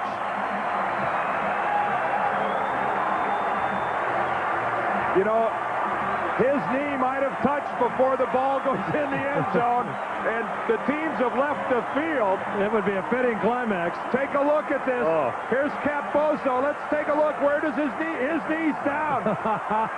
His knee is not down. I don't think that's a touchdown. It was ruled a touchdown on the field. James Hasty is the man who wraps him up. I think his knee touched before he goes across the goal line, and we're being told by Kenny Wolf in our truck that they're going to reverse this. They're going to have to go get a lot of players. They're going to bring the teams back. Most of the Jets are already in the locker room. They have to do it. That was not a Chicago touchdown. Well, the Bears are gone also. After further review, we have a reversal. Ball is placed on the 6-inch line, a first down. After review. 6 and 1. They're doing interviews. Somebody better... Tim Weigel of the WLS has Jim Harbaugh, and this game's not over yet, Jim. Oh, this is the wildest ending I have ever seen. This is it. I've never seen anything like this. I mean, you may have guys in the shower by now. In fact, the refrigerator who doesn't shower might be gone. The Jets plane could be halfway to Cleveland for all we know. All right, now. All right, guys, let's set this up. Bruce Coslett would kick the field goal in this situation on first down. That's what he did before with Leahy, and Leahy missed. Now Mike Ditka has the option of going right for the field goal or stuffing it into the end zone. I think you're looking at a Harbaugh quarterback sneak.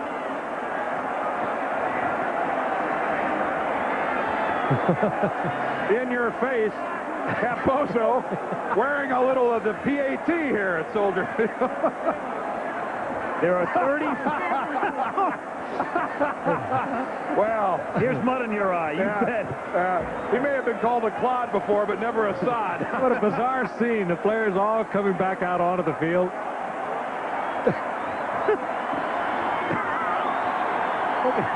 Well, okay. It looks like he's getting dressed, though. Fridge is trying to snap his shoulder pads back on, but I don't think he's going to have to play. Now, you're Mike Ditka.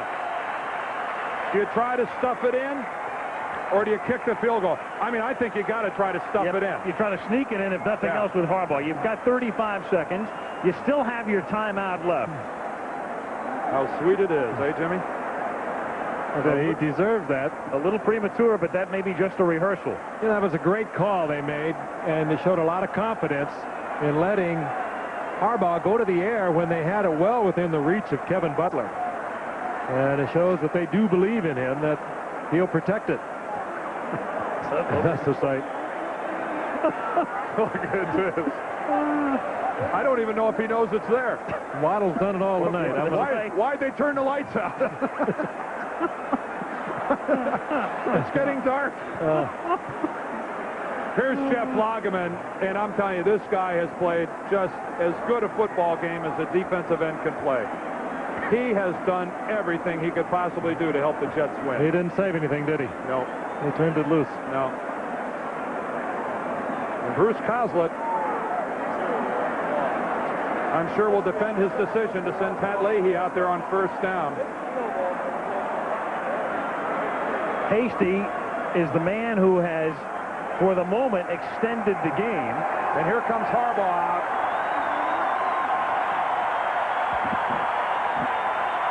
They're going to play a little offense. I mean, this crowd left with about 2 minutes to go, came back, left again. And the only guy in Chicago luckier than Ron Cox is the guy who's going to win the lottery. He is a fortunate young man.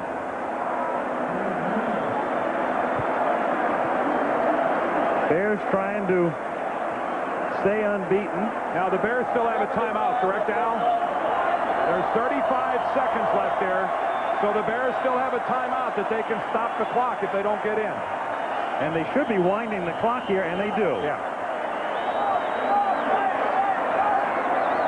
Harbaugh.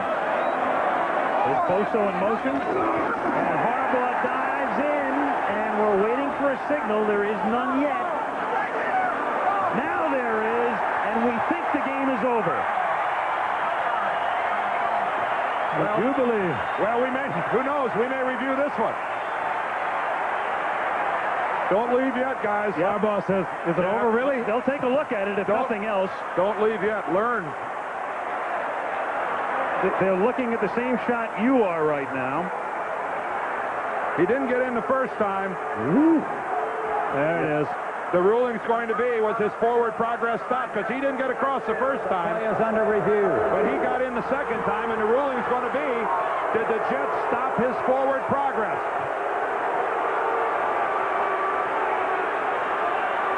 And again, the ruling on the field is touchdown.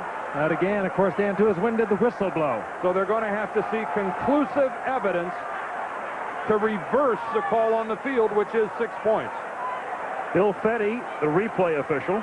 I think Harbaugh was still moving. I don't think they're going to reverse this. He was still pounding, still driving. I don't see any way they're going to reverse this. Harbaugh never came to a complete stop. He's hit. He bounces off. His legs are still driving, and he gets in. He's got it. It's a touchdown.